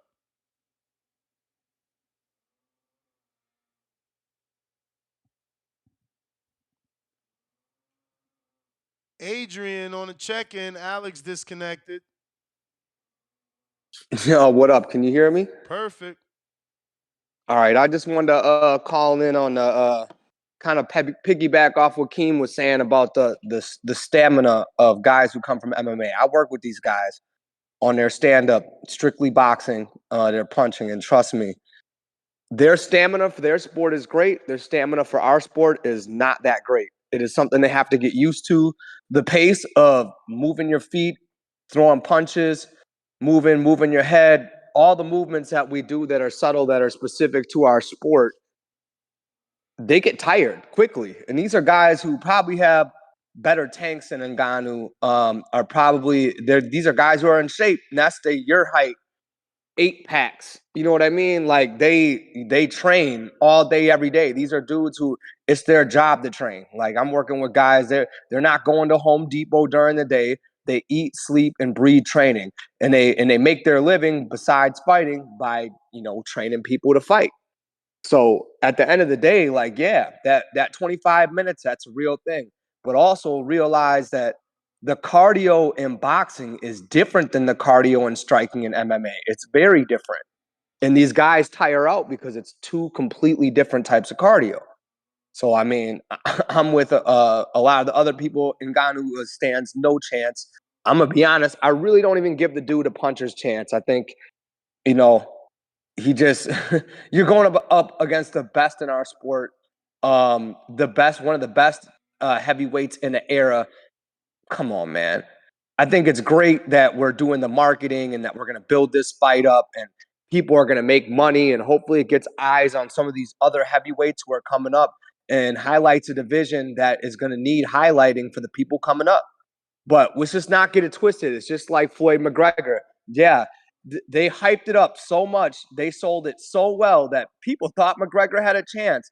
Fucking hilarious. I won so much money from all the idiots who thought, oh, McGregor, this or that. Then you got Skip Bayless fucking up there. Oh, and Mayweather's hurt hands and McGregor's going to crush him. No, he didn't. He took McGregor's best punch, smiled at him, and stopped him when he bet on himself. I mean, come on, man. It is what it is. I think we just need to look at this as what it is as boxing hardcores is that, listen, this just puts eyes on our sport. It sets Tyson Fury up to fight Usyk, and it sets up these other lower tier heavyweights to move up the ladder, and that's all it is. Plain and simple. This is it's a gimmick fight. Ngannou gets a nice check. We all know what we know, and then the average casual fan or somebody who watches MMA can sit there and hope and pray that he has a chance, and they're going to build him up. Oh, he's the hardest puncher, man. It's all a narrative. It's all a business. It's all just a cash grab to grab money. And we just need to take it for what it is. Man, that's all I really got. But like us who really work in boxing, like you, Ness, you cover boxing. I work in boxing. I train guys who come from other sports. I train just boxers. I hear them all the time like, man, how can I get my hands like that? Well, you actually got to box. You're doing two different sports. It's two completely separate things. That's why one's a sweet science and one's mixed martial arts. It's exactly what it sounds like. It's a mix of different disciplines. It means that you're not truly great at one, or you're great at one and you get kind of good at the others. Okay? Boxing is the sweet science. That's about becoming great at one thing, using your hands, your feet, and your brain. Okay? That's it, like footwork and all that. So people just got to get out of their head. These are just great things. They market it well. Hopefully people buy it for the sake of boxing and everybody's pockets. But at the end of the day, we know it is what it is. It's just like when James Toney went over and fought Randy Couture in the UFC. Come on, man. We all knew what was going to happen. Shit. I love James Toney. He's one of my favorite fighters all the time, but he got his ass beat because he had no business being in that ring with that dude. But man, that's what I got, Ness. Appreciate you, champ. Appreciate you. If you want to call in, you know how to do so. Landline is available. And so is our Discord. Twitter Spaces is just not working for us today. Bear with us. We'll try this afternoon, see if they do any updates. I should probably check the App Store too. Maybe they got an update on Twitter. In the meantime, we going out to Mama Lobo. What up?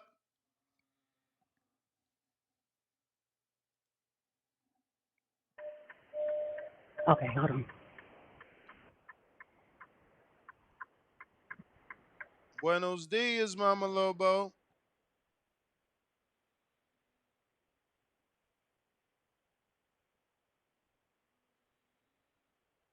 Mama Lobo. Mama Lobo. Don't sound like she's available. Hello. One time. Anybody else on the landline, remember, you do need to press 1 at least one time to let us know that you're ready to rock and roll. Can you hear me now? I hear you now. All right, good morning. Buenos dias. I was doing my best. Good night. I was doing my best. I was listening to your show yesterday about Mayweather. I held myself back. I didn't want to get involved. And now you're talking about another one that I didn't want to get involved with. Oh, my goodness. Who's that, Fury? You already know how I feel about Fury. Okay. Can you hear me? I hear you. You already know how I feel about this. Yeah, you already know. And I don't appreciate, man, I feel like this. After you get done with that session of a long, hard, whatever it is, fill in the blank. Whether you're working out, whether you're doing whatever you're doing, and all you want is some refreshments, and you look in the cabinet, look in the refrigerator for some Zuzus and Wham Whams, and you just get disappointed. It's like, oh, come on, no Doritos, no Oreos. You just get disappointed. And this is how I feel about this particular situation. This is a waste of money. I appreciate the other caller calling in talking about how in MMA they're feeding them dirt, they're feeding them crap, and they're still eating it up. That's what this is. I'm not eating this up. Forget that. I hope doggone Ngannou, they say that he doesn't have a chance. He only got a puncher's chance, whatever the case is. Man, I hope he closes his eyes and just swing for the fences like he beating up the bully in the play on the playground. I hope he just close your eyes and swing. Just take your chances. You've already made your money that real boxers that have skills that have been waiting for their opportunities could be making. And this is what I don't appreciate about Fury pulling in a swan in the ring. I don't appreciate that. This is a high priced duck. He should be fighting John Jones, and I don't appreciate it. And I'm not paying for it because it should be free. Thank you, Ness. Appreciate you. Good night. Yeah, I was almost like enticed to. I'm gonna be honest. I really don't even give the dude a puncher's chance. I think, he just you're going up against. Oh, she put the show on pause and then unpaused it. So yeah, I was almost enticed to be like, but the undercard and argue why it's still a good card, which it is still a good card. But I get it. It should not be. It should be free. So it doesn't matter how good the undercard is and how much I think it's going, how much it means to the heavyweight division. It's still a card that you're forced to pay for, man. And, I don't watch those other sports to know if you guys get abused as much as boxing fans, but damn, it is tough to be a boxing fan. It really is. Average boxing fan, what up? What up? Good morning, bro. Can you hear me? Yes, sir. I'm not too hyped about these heavyweights a lot. I'm more into the green print that we're gonna see this Saturday between Oshaki Foster and fucking Rocky Hernandez.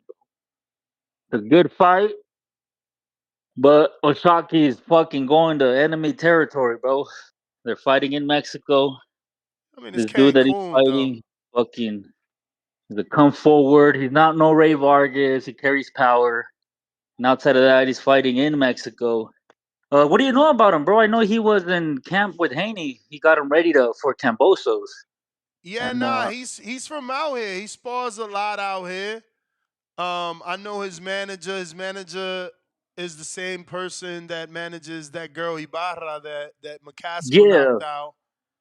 that dude's stable is always pretty legit. He has Yeah, he pretty got decent Bernardo. fighters. He got Because I Bernardo. think He got Bernardo Venado too. Lopez. Yeah, Yeah. Venado Lopez is with him as well.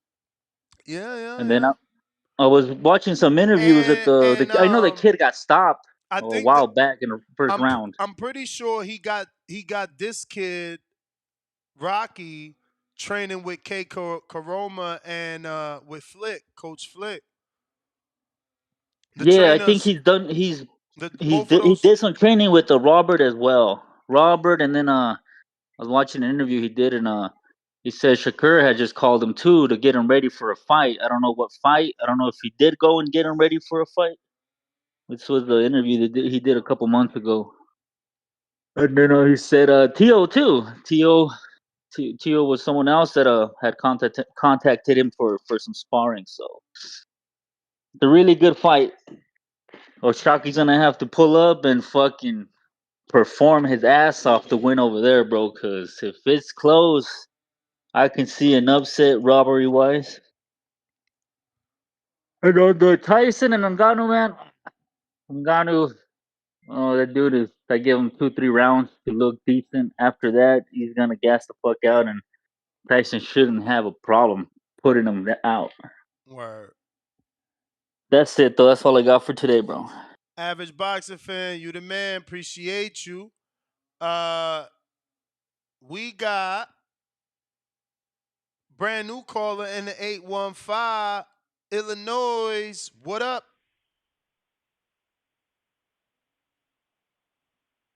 How you doing? What's up, champ? What's your name? Daniel Smith. Daniel, what up? What's up, man? I've been listening for a while, man. I just wanted to give you flowers, man. Keep up the good work. Sorry, been listening since negotiations for Mayweather Pacquiao. Wow, appreciate that, Um, man. yeah. But I'm just gonna keep it simple on this fight. I think the Ngannou guys is gonna gas out. If he doesn't even have a gas tank in his own sport, he's definitely gonna gas out in this sport. So I definitely think Tyson's gonna get him out of there. Pretty simple. But make sure y'all hit a like and subscribe and nice talking to you, Ness. All right, appreciate you, man. Yep. Since Mayweather Pack, that's what's up, bro. Shout out to him. Finally called in. If you're watching this in the future, the present, the past, hit that thumbs up button. It's going to help with the visibility of the show. It is time to wrap it up. I have no clue what happened to Evans. I mean, he said he was ready. I sent him the link. I don't have headphones, champ. I'm in a closed room. I mean, you should have been jumped on. Jump on. There you go. I was about to wrap up, Evan. About to be out. Evan, what's up, man? I thought you weren't coming on. I was about to leave right now. What's going on, man? You ready to get this boxing on? Let's do it. Let's do it, man. So how's everything first and foremost? Oh man, I'm blessed, man. I'm blessed, bro. I'm blessed to be doing what I'm doing and to be on this prestige boxing show because I like to hash out stuff with you. Cause you got to be the most controversial. I ain't never seen nobody do interviews like you. Oh man. Well, I'm gonna take that as a compliment, man. I do like to push the envelope. I like to ask what other people won't ask. But let's get some backstory, man.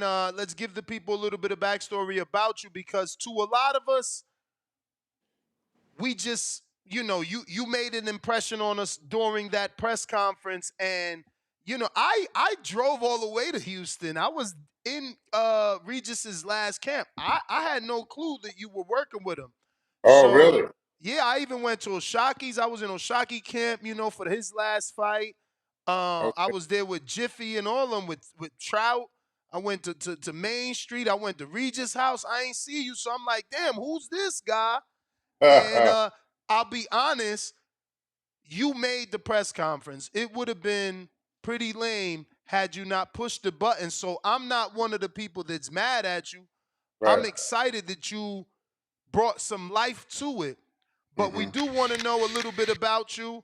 Okay. I did some Googling, obviously. It obviously says you've worked with fighters in the past. You are a fitness trainer as well. I see from your Instagram you train numerous fighters and numerous moms. Right. So yeah, let us know your start. Well, because the Hennies was trying to question who I was, and that thing was about Regis and the fight. But let me get them a little stats for they behind. Now, I'm from Trenton, New Jersey, 600 block. Wow. Trenton, New Jersey, 600 block, and my neighborhood ain't nothing to be messed around with. So the things that I said, I back it up. But now, I was high school state long jump champion. I was All-American in high school, top 5 in the country.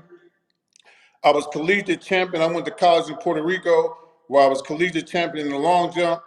Out of 4 years, we won 3 national championships. I've been I've been among the top long jumpers in the world, jumping over 26 feet 10 inches, some jumps at 27 feet. I was ranked top 15 in the world, and today I'm still among the top 250 jumpers, long jumpers in the history of the sport. So I bring something to the table as it pertains to conditioning. Am I a boxer? No, but I know the biomechanics. I know time and speed for boxing. So I'm in my lane, man. I'm not just some guy off the street like they think. I'm legit. I'm a decorated college champion, world ranked athlete that's loving the sport of boxing. I love what I do, man. And I've been working with Regis his whole career since he started. I've worked with numerous of boxers here at the top level. I mean, I could throw some familiar names. Jared Hurd. I worked with Jared Hurd. I got an opportunity to go to Saudi Arabia, and I ran heavyweight from South Texas, Eric Molina, with my man Marlon Johnson. Gave me an opportunity. I think we opened up Saudi Arabia when Anthony Joshua fought Ruiz for the second time. Two-time Olympian Virginia Fuchs. Also, I start with Freddie Rojas, upcoming 147 pound. I think he was on your show, and he said No, a I little about love Freddie. I love Freddie, man. That's Freddie's my going. guy. He's going to He be a ain't champ. get that. He ain't get that. I mean, he got the knockout, right? He got the knockout the last fight, and I had fucking bet decision, I think. But yeah, nah, Freddie's that dude, man. He impressed me. I got to see him spar Carlos Adames, and been a fan ever since. Yeah. I also work with. You remember when Kenny Sims walked Elvis Rodriguez down? Remember that Okay, fight? I, absolutely. The I one was on working. Top Rank. I was working with Kenny during that time. Him and Jared at the same time. So it's my time, man. God gonna make His way, and I love what I do, and I love boxing, man. I should have been a boxer because in my sport of track and field, I couldn't do shit about the other guy jumping further than me. If I could have stood on the runway and stopped Carl Lewis from jumping, I would have did it. So I competed with the best, and Carl Lewis was the ultimate mind blower. He'd come to a meet, man, and suck all the air out the damn room. But I competed with the top guys in my sport, man, and they still the best in history. So I'm qualified to do what I do, Mr. Haney. Shout out to you. Mm. So, you've been working with Regis since the beginning. Yes. How early is that? I think Regis had maybe 4 fights, maybe, if I'm not mistaken. It's been over So 12. It's been over 12 years. so how'd you meet him? Well, I used to do back in the day. I don't know if you remember Juan Diaz, three-time world champion. Remember Juan Diaz? Absolutely, baby bull. Well, I used to be Juan's bodyguard, Oh and wow. I had a food company called Eat Smart. I used to make meals for Juan. I used to make meals for Ronnie Shields, Kermit Cintron, all those guys at the gym. And I remember coming to the gym one time, and I was watching the conditioning that Juan was doing, and I was like, man, I think there's so much more that he could do. But he had already had a fitness, a conditioning coach. And make a long story short, I would see all the amateurs coming in the gym or some of the young pros. And one morning I was on the track working with some track athletes, and I saw two guys running around the track, and the form was horrible. I couldn't stand it. So I walked over to the guys, and I'm like, They're you guys look. running for him? It was running form was horrible. I couldn't take it. They was running 200 meters. The form was all out of whack, and I was like, hold on. I said, listen, man, let me help you guys. I was like, you guys look familiar. And one of the guys was Pablo Cruz, and the other one was Regis Program. I was like, y'all go to the gym, right? And he was like, yeah. I was like, listen, if you need any help with your conditioning, I'll help you out. And Regis said, well, we'll have our manager call you, Jay John. And I said, cool. So Jay called me, shit, and the rest is history, man. The rest is history. We've been grinding since, man. So you posted Scrappy. Did you work with him too? I didn't work. I'm at the gym with Scrappy. I've seen Scrappy come up from a show on HBO. I don't know if you remember that. They had a football show on HBO. Did a special, and he was one of the high school standouts. And maybe a couple of years ago, we were at a wild card gym training, and I was like, "You're that kid." He's like, "Yeah." So I watched that kid struggle. Man, I just support him, man. I just support that kid. He works his ass off. Yeah, I mean, based off your post, it gave me the feeling that y'all worked together, and I'm like, damn, I wish I'd have known, because I fucking bet Scrappy to go to decision, because Bautista lasted 11 with Martinez, who is a puncher, and Scrappy, he hadn't really showed us he was a puncher. Like, this the first quote-unquote name he stopped. But this dude was moving up, and I ain't fucking realized that till it was too late. Oh wow. Yeah, Scrappy a hard worker, man. He a hard worker, and it's paying off. I just wanted to congratulate the kid, man. He works his ass off. So, Yeah. you started with Regis at 4 fights. Now, Regis has been on record in numerous interviews saying he wasn't even getting paid.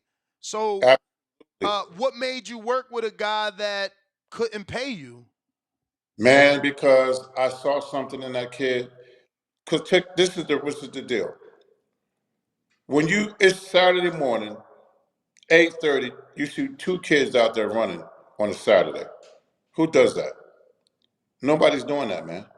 And for the record, from that day until now, Regis Prograde has not missed one single day of training camp when we start training. He's different. And the boxing world, they just kind of overlook him. You know, and me being he's like my son, man. You know, so I'm it's personal when we get in there. And I'm not gonna let people discredit him. You know, he's not really soft spoken. He a monster. But they haven't not given him his credit, man. And now the world gonna be surprised. It's not gonna surprise me, but the world gonna be surprised when they knock Haney out. I'm not gonna be surprised. Now, obviously, knockouts sell, but Haney's took in shots from Linares, who is a big puncher, 3-time weight division champ. Loma, multiple division champ, and has stoppages. Why do you believe Regis gets the knockout? Well, because it's a different level. It's a different level of punching, and most of those guys are very small. We know. Lomachenko came up from what 126, 122. You know, they don't have the punching power of a Regis Prograde. He's a true 140-pound fighter, and Devin Haney. Devin talking all that shit about, oh well, I have knockout power, but if you so much bigger, you have powers making weight, so that means you should be knocking people out. And on the real, the truth is that Devin Haney only had really four. I forgot Gamboa, quality fighters who actually are almost at the end. Come on, we got Linares. Linares is 130 pounder. If you say you having problems making weight, you didn't knock Linares out. You couldn't stop him. You couldn't stop Gamboa. And if JoJo Diaz would have been in better shape, I think JoJo Diaz would have beat him as well. And then you go in and you sneak one on Cambosis. Man, I just told the truth, man. And the thing is, but what do you mean sneak one in? That shit was like 10-2, coach. Yeah, but I don't think Cambosis compared to anybody that reaches his far. No one. You know what I'm saying? Like he's good, but he's not that good. He's not that good. Was it a good fight? Yes, it's a good fight. I'm gonna give credit when credit is due. Can Haney box? He can box, but his fucking chin is suspect. He don't have no chin. He damn sure don't have no power. And what they don't understand, that he can go up, but that power, if you don't have it, you don't have it. Now, he's gonna get hit. This being your profession in terms of fitness, bodybuilding, because I seen pictures of you.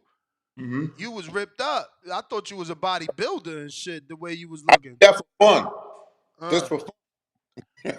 So, I mean, there's a lot of callers that call into this show that believe they know the sweet science, believe they know the anatomy, and they believe, right, in boxing, when you're struggling to make weight and you finally allow yourself to go to a new weight, you could have newfound power. Obviously, he has to demonstrate that, but again, this is your profession. Do you not believe he will gain no power now that he has to not suck down? I don't think he's going to gain any power. Oh, wow. I don't. Because the bottom line is those are natural things, right? And guess it's like gaining a pound of muscle. You're not going to gain. It takes a year, or almost a year and a half, to gain a pound of muscle.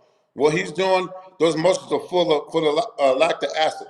So when he sucks back down, he's going to be the same Devin Haney that fought Lomachenko. That really lost that fight. That's who he's going to be. He's that guy. and he can get big as he wants. He still got to come down. It's only a couple of pounds. Regis has his power from the beginning, and what we do, he keeps his power the whole entire fight. It's not going to transfer. It's like all these fighters. Boxing is really far behind as it pertains to conditioning these fighters.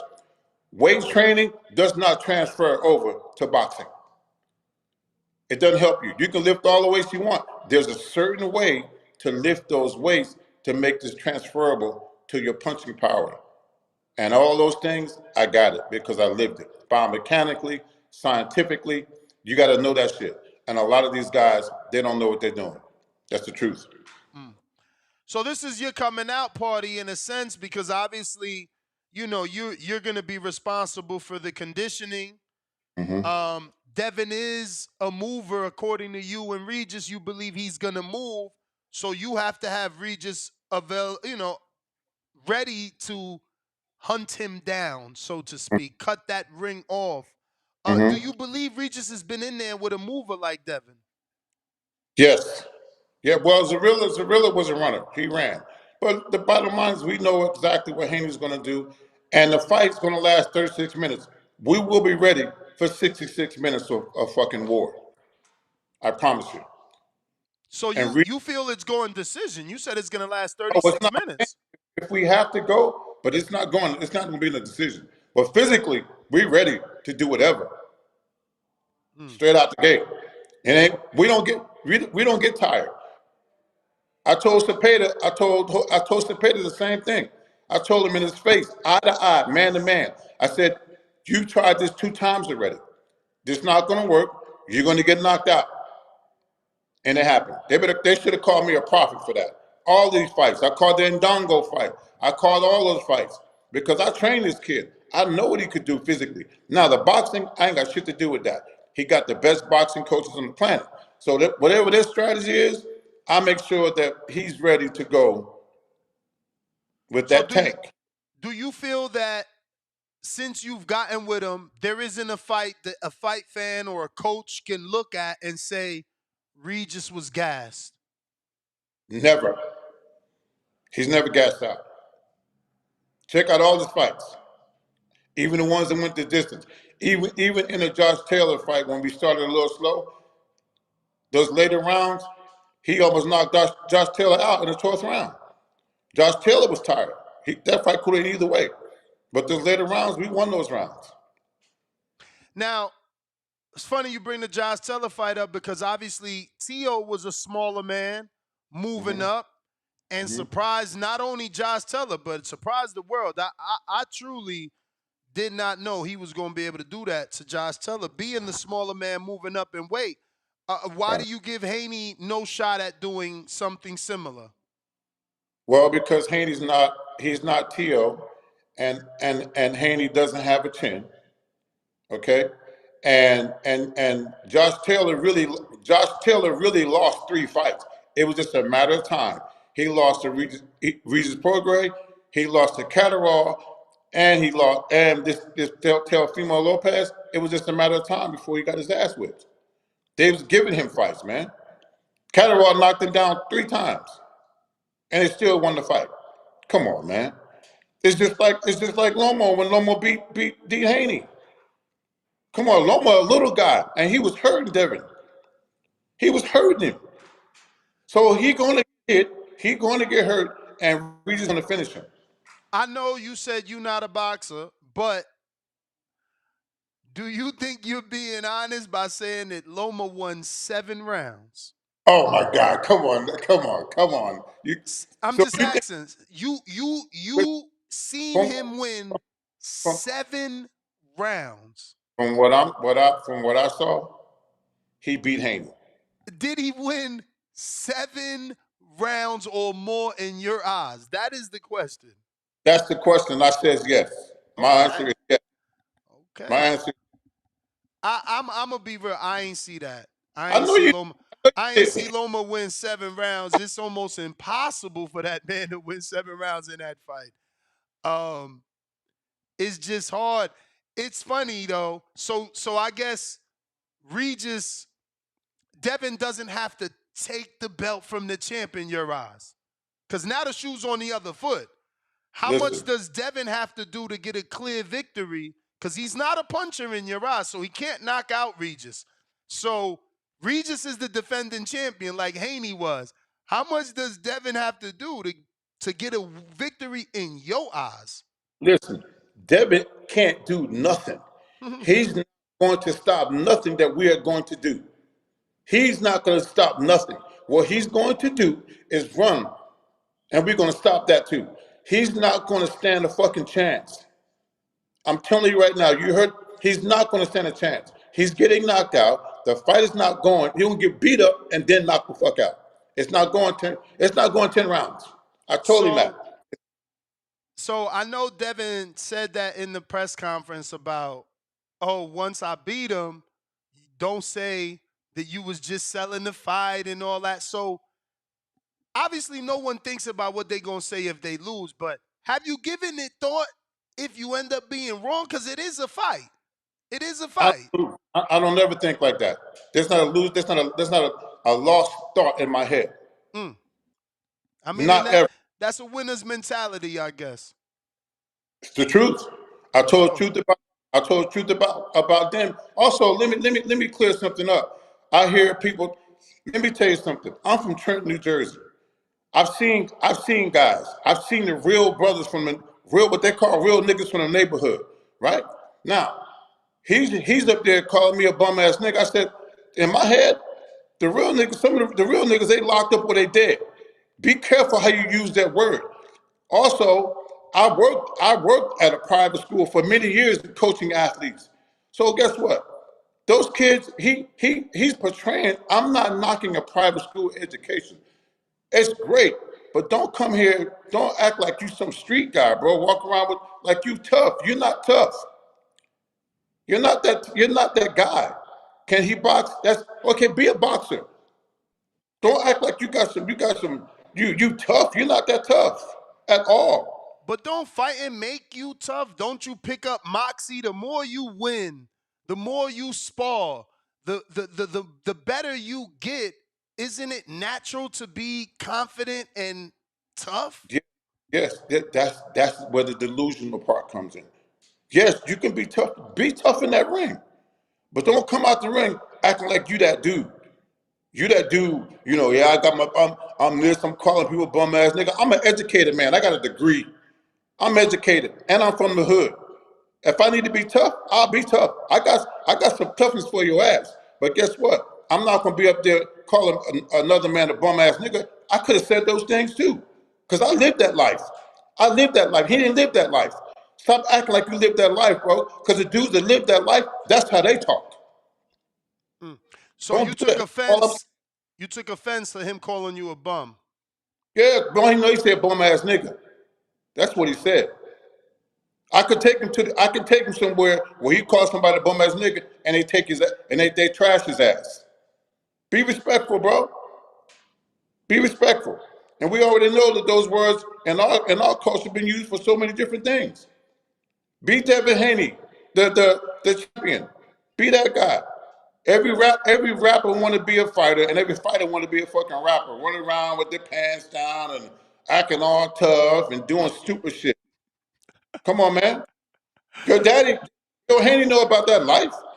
That's why he put his son where he did. I'm not knocking that. I'm not knocking education. But don't get up there acting like you that dude, because you ain't that guy.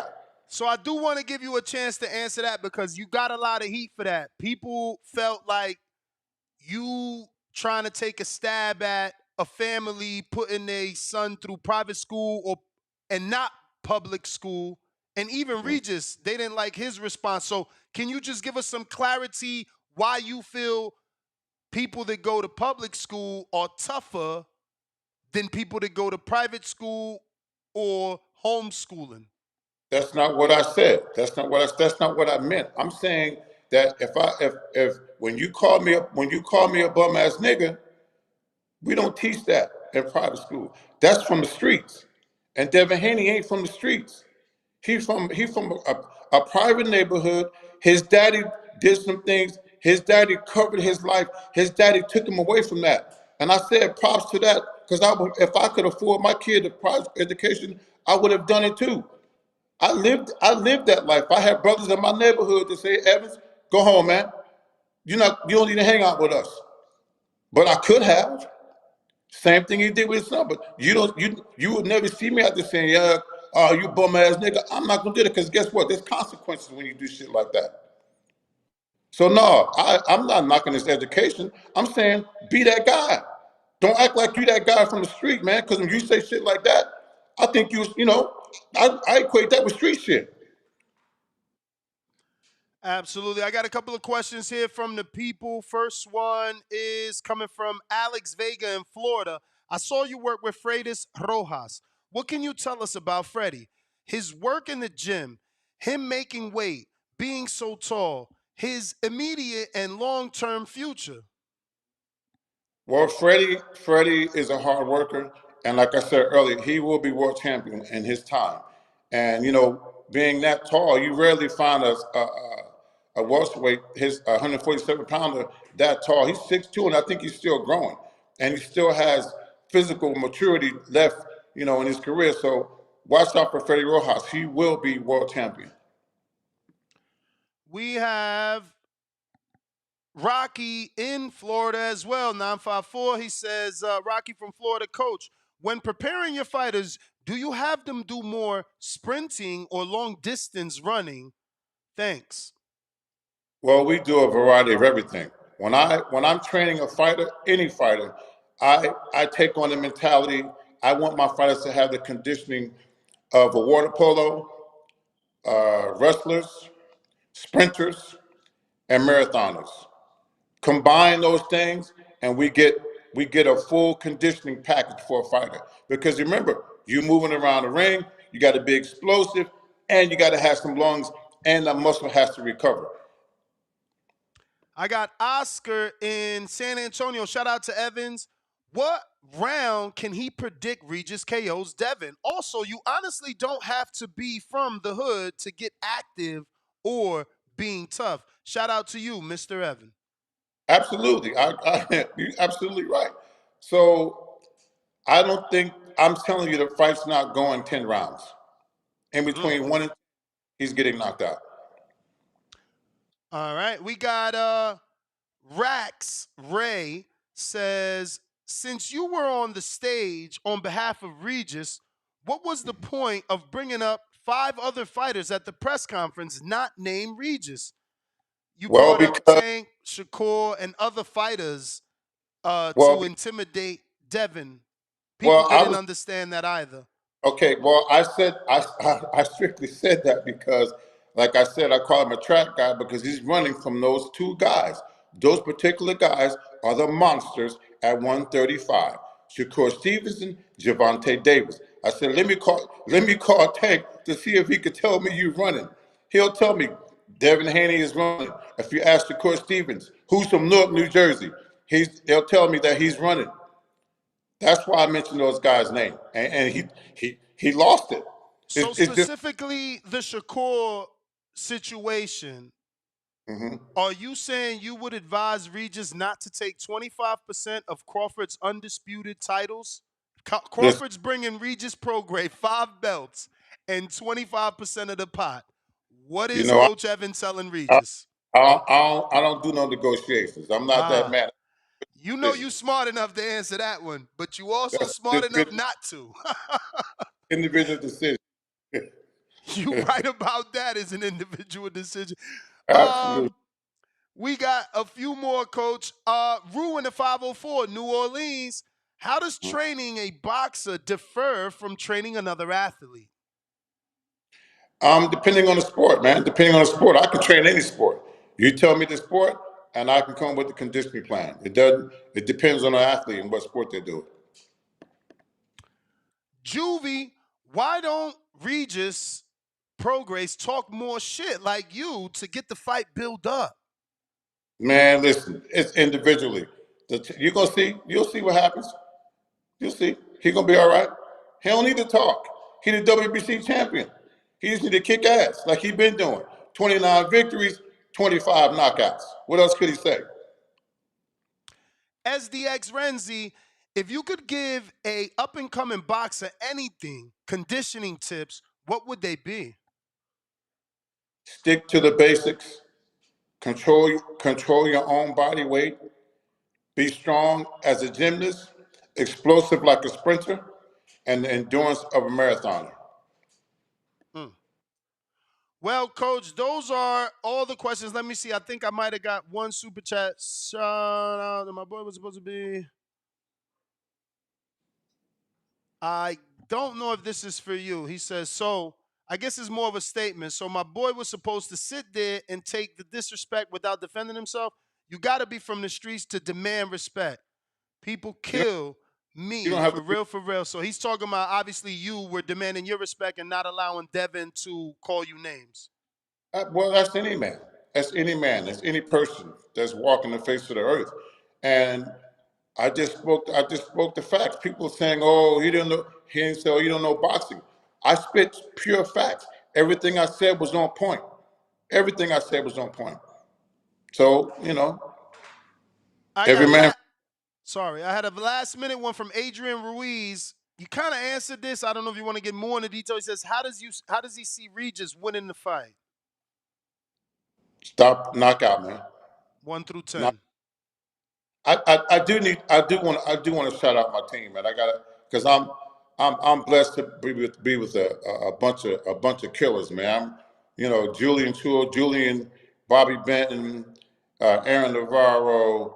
We got Marlon Johnson. We got Benji Billion. We got Declan, who's our nutritionist, and we got Mike as our camera guy. We got his whole family, the Queen Bee, his wife, the Queen Bee, his mom, dad, the whole crew, man. This is a family thing, and there's a lot riding on the line for the Rougarou. And come December 9th, you're gonna have to come out to the Bay Area, watch it on pay-per-view, because you're gonna see a brand new Regis Prograis, a reinvigorated Regis Prograis. This kid is ready. He's tired of the boxing world discrediting his climb, and he's sick of that shit, man. So it's time to show the boxing world who the Rougarou really is, and he's gonna do some damage. I promise you. I got Gator Don't Play. What fight besides the Lomachenko fight are you studying to pick up on Devin's habits? I studied every last one of them. Every last one of them. And I'm telling you what I've seen. Devin Haney does not have a chin. And that's the man. You can't carry, you can do all the weight training, all the running and jumping you want. When that chin get touched, it's gonna be a problem. Will he hit Regis Prograis? Yes, he can hit Regis, but he can't do nothing to stop this onslaught that's coming his way. He can't stop it. He can't stop it. Do you think Regis can do any of the things that made you think Loma won? Listen, they're both southpaws. If you watch the fight, Loma put the pressure on Haney, and Haney couldn't handle it. So Regis is way bigger, way stronger, and he has an IQ, and he could box. The world, listen, he could box. He can do whatever he wants in that ring. That's where the people are going to be surprised. That one performance that he had in New Orleans. Come on, man, we got that guy the last week and 2 weeks. He's a professional fighter at this level. If you can't do the things, cut the ring off and do the things that he needs to do, come on, man. Everybody could do that. It was an off night. And you won't see that again. Bam I promise. Bam. Sorry. Mm-hmm. Bam Bam, Go ahead. been a member for 1 month on that champ level, says, shout out to Coach Evans. Love the confidence. Hope the words about the fight become prolific. Good luck to the team. I appreciate that. I appreciate it.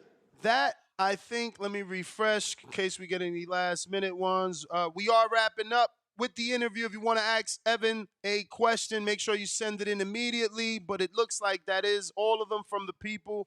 Coach, I appreciate you coming on. Look to have you back on a little closer to the fight, and wish you guys the best of luck.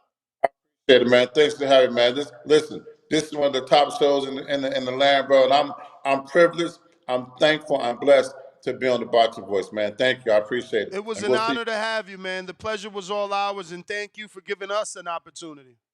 Thank you. Thank you. All right. There All you right, have it, boss. ladies and gentlemen. Coach Evan Tubler, the strength and conditioning coach of Regis Prograde, definitely made that fight and press conference a bit more exciting. I mean, Regis looked fantastic in the Ndongo fight. You know, the power obviously was present. And if he can tap back into that, oh shit, that was late. I would have wished you would have told me. I'm just being told Evan could be Puerto Rican. And there you go. For all the people that don't know, we got those Afro Ricans exist. But that looks like we got to everybody. I got Jay Swift, $2. You can't expect Devin not to come back. Don't know what you mean by not to come back, but I guess he meant not to come back with, firing shots at the coach after being talked about private school and things like that. That's probably when he said whatever he said to the coach. Cliff, I think you dropped off, right? So we got to go back to you. You never got to talk, right? Oh, my man, nah, didn't. I was hoping you went back. I was just opening up my phone to Cash App you so I could get on because the coach just got off. But you came to me because you like that. I don't even want to start trouble today, but yeah. But I was saying when you was accused of shitting on private school, that was my whole point. I wasn't agreeing or disagreeing with him. I was just wanted the narrative on the show for all our fans to know the real truth is he was really trying to say, Devin, you're not like that. He wasn't trying to shit on people from our background getting an education. But that's all I wanted to say on that. Like I don't really I mean I think coach is delirious though. He's bugging the way he feels like Regis is gonna run through Devin. But we're going to find out a lot because Devin probably will get hit. You can't swim without getting wet. He'll get hit. We're going to see if he got a chin. He will get touched somewhere during the fight. You know what I'm saying? And I expect him to survive it. I expect Devin to put on a boxing clinic because when he fought Loma, I feel like Devin tried to oppose his will and his size. He fought on the inside a lot. He went to the body. He fought a way I never seen him fight. And I feel like that was a game plan for Loma. That was the game plan for Loma, bro. And I was shocked. I remember like yesterday that Bill told me the game plan before they even fought Loma. They told me the game plan for Loma, and he was showing me physically in the parking lot how every time Loma throw a punch, Devin's going under that punch and hitting the body. They like, fuck that. Motherfuckers ain't never come to the fire. We coming to the fire. Now, it might not look good to everybody, but he did what he said he was going to do. Obviously, he didn't vocalize it because game plans is meant to be private. But Loma went to the hospital, then lied about being at the hospital to look for Devin.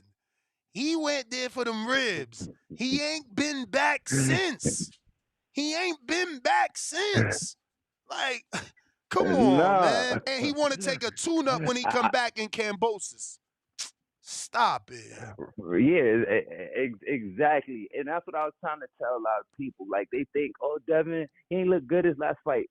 That's just the way he decided to fight that fight. He was the bigger man, and that was what they felt was their advantage, and they got the win. Versus Regis. Fuck, I forgot your name that quick. Cliff, don't forget this. Don't forget this, Cliff. Loma ain't Regis, and Regis ain't fucking Loma.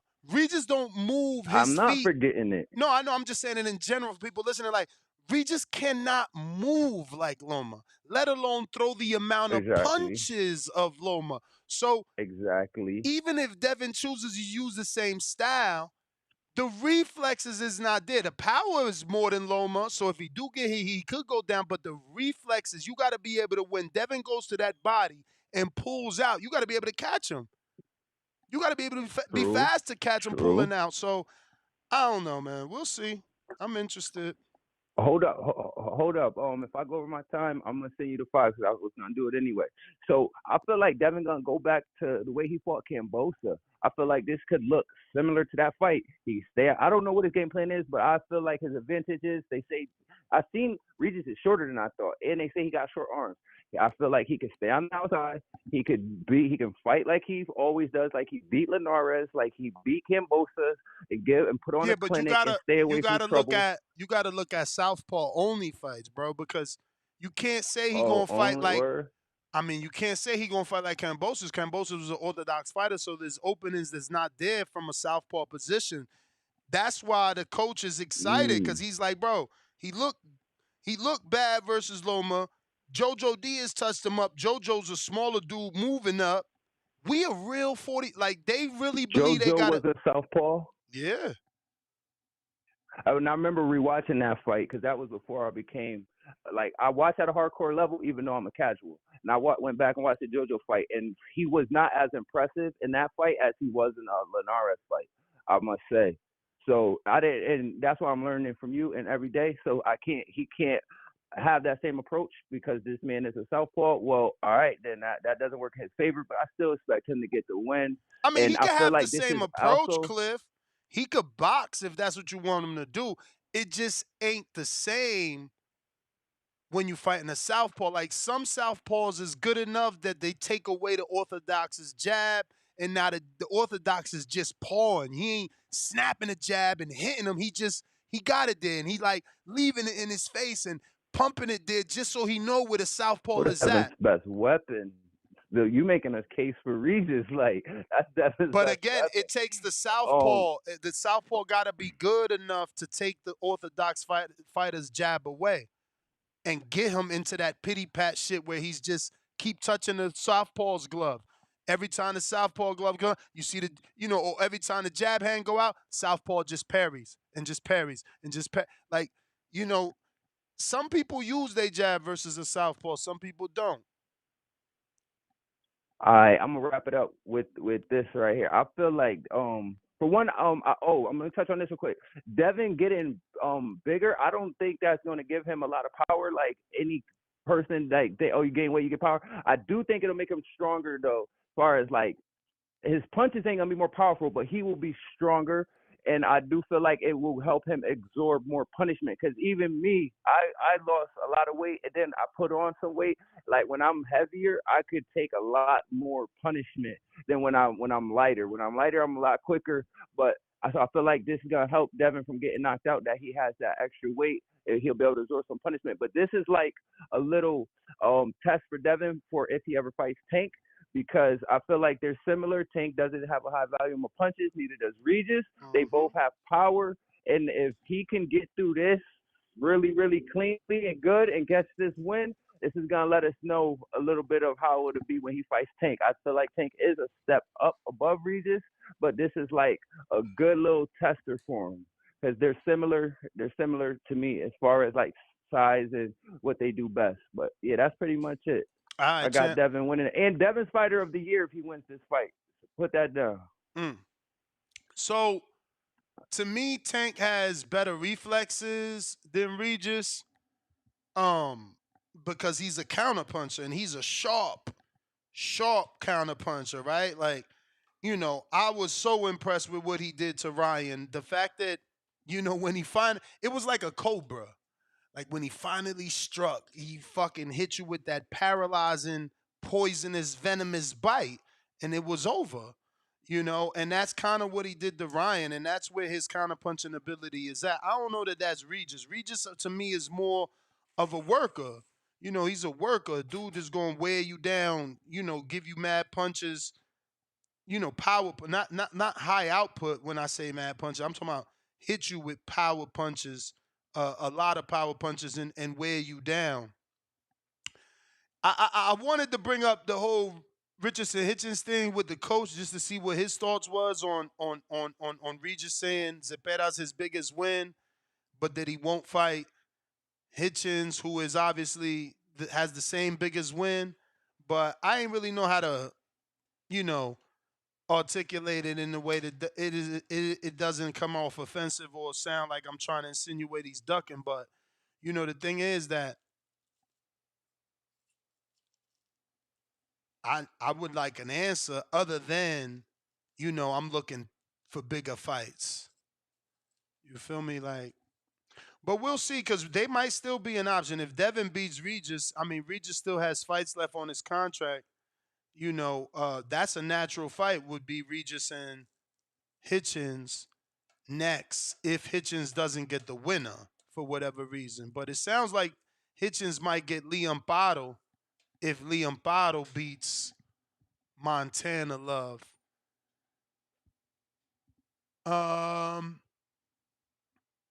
Looks like nobody's on the phone line. We got Louisiana special feature on Discord. Talk to us.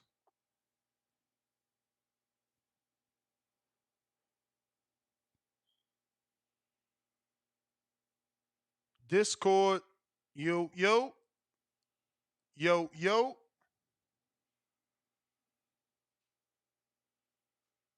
Special feature. You might have to jump out, jump back in.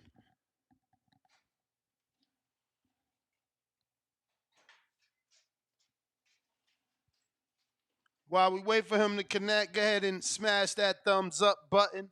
Remember, we're back at 4 p.m. Pacific Standard Time, 7 p.m. Eastern. We're going to have Paul Crow, welterweight Paul Crow on the show.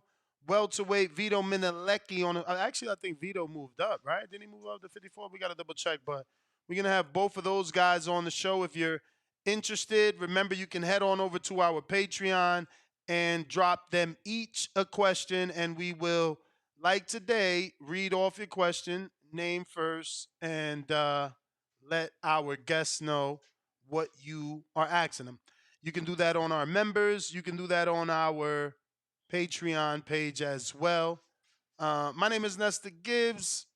Instagram and Twitter at NestGTO. Try and miss the special feature again. Check, check. Uh-oh. Uh-oh, champ. You won't seem to be working. Let me see. We're going to give him a sec to try and connect to the greatest show. If you haven't already dropped us a 5-star review on iTunes, go ahead and do that. You can do that while you're sitting on the toilet. You know what I mean? It's going to help TBV get bigger. So we certainly need that. Special feature, are you there? Hello. Jump out, jump back in, champ. I done restarted my Discord to make sure it wasn't on my end. Come back in, and we're going to try it again. Special feature. Trying you again.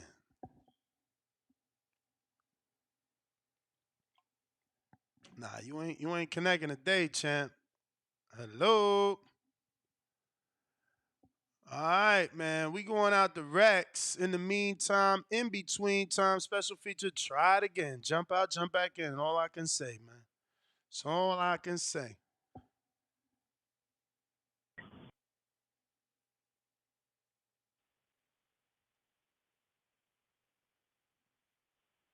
Check, check. You. What up, JT in Chicago? What up, Ness? How you doing, sir? Chilling, chilling. You on the LO? Yeah, Solo Dolo, Scarface, No Manolo. Hardest working man in boxing. I'm telling you, bro, on these streets, starting that product. You. Let's do it. I gotta, bro. I need to jump on this betting thing with you guys, bro. I'm slipping, man. Again, I'm requesting if you could do a 1-year payment. I'm down for the 1-year payment. You could do that on Patreon. You could do that on Patreon, and get the betting show. Cause I'm trying to get the betting show. I don't want, you know what I mean? Yeah, I no, love the other stuff too, but you'll get the betting show. You just won't get it live. Oh, okay. You only get it live through the YouTube. Through the YouTube, but there's no yearly option there. It's month to month. I'm gonna have to jump on. I picked up a good win on Saturday. I picked up the upset, $5, maybe like $75 or something like that, real quick. You know what I mean? With Quick bang Santillán? out. What's up? With Santillán? Yeah, I bet. Oh, Yeah, with nice. the Rocha fight. Nice. But I'm gonna tell you something. I don't know if you paid attention in the beginning, Ness. It wasn't Rocha's night. The music for the entrance got fucked up. Like it was like a mess. I was like, yo, this is not looking good for Rocha. He took like 15 minutes to walk out. You know, it was like you could smell in the air like it's not his night. He got out. He just got mauled up. It was a buzzsaw. Anything for this weekend? What's going on this weekend? Except the Fury, right? The Fury's what's going on. Nah, we got the Amanda maybe- Serrano card. We got the Oshaki. It's a lot of boxing this weekend. It's 3 cards this weekend. The Fury card, the Amanda Serrano card, the Oshaki Foster card. And what's the other one? What's that one? Top Rank? No Top Rank this week. Okay. All right. What's up with this girl that's fighting Amanda Serrano? Serrano got miles on her. I love her, but she got miles. Yeah, I don't know. I'm probably not betting that fight because this is the first fight she's getting 3 rounds, 3-minute rounds and 12 round, 3-minute rounds, 12-round fight. They looking for her to get the stoppage, like that's the whole purpose of this shit. So I don't know. I don't know nothing about the other girl. All right, I'm gonna throw it up in the air. The last 3 fights that I bet on women, I bet on draw and I won. It was the Cass Killer with the British girl. I put the bet on that one for the draw, and I won on that one. And also, I won on another one. Was what's her name? The Norwegian, the first lady of boxing, and whoever fought, I got that. So I'm gonna throw a little draw on it, just to throw it up in the air, a little sprinkle. Darling, that's always looking out. Great show. Appreciate you, Chicago. Stand up. If you on the landline, now is the time. Hit that one button one time. That's going to let me know you ready to rock and roll, and I will go to you. And on that note, we are wrapping up. Nez GTO, Instagram, and Twitter. Till the next one.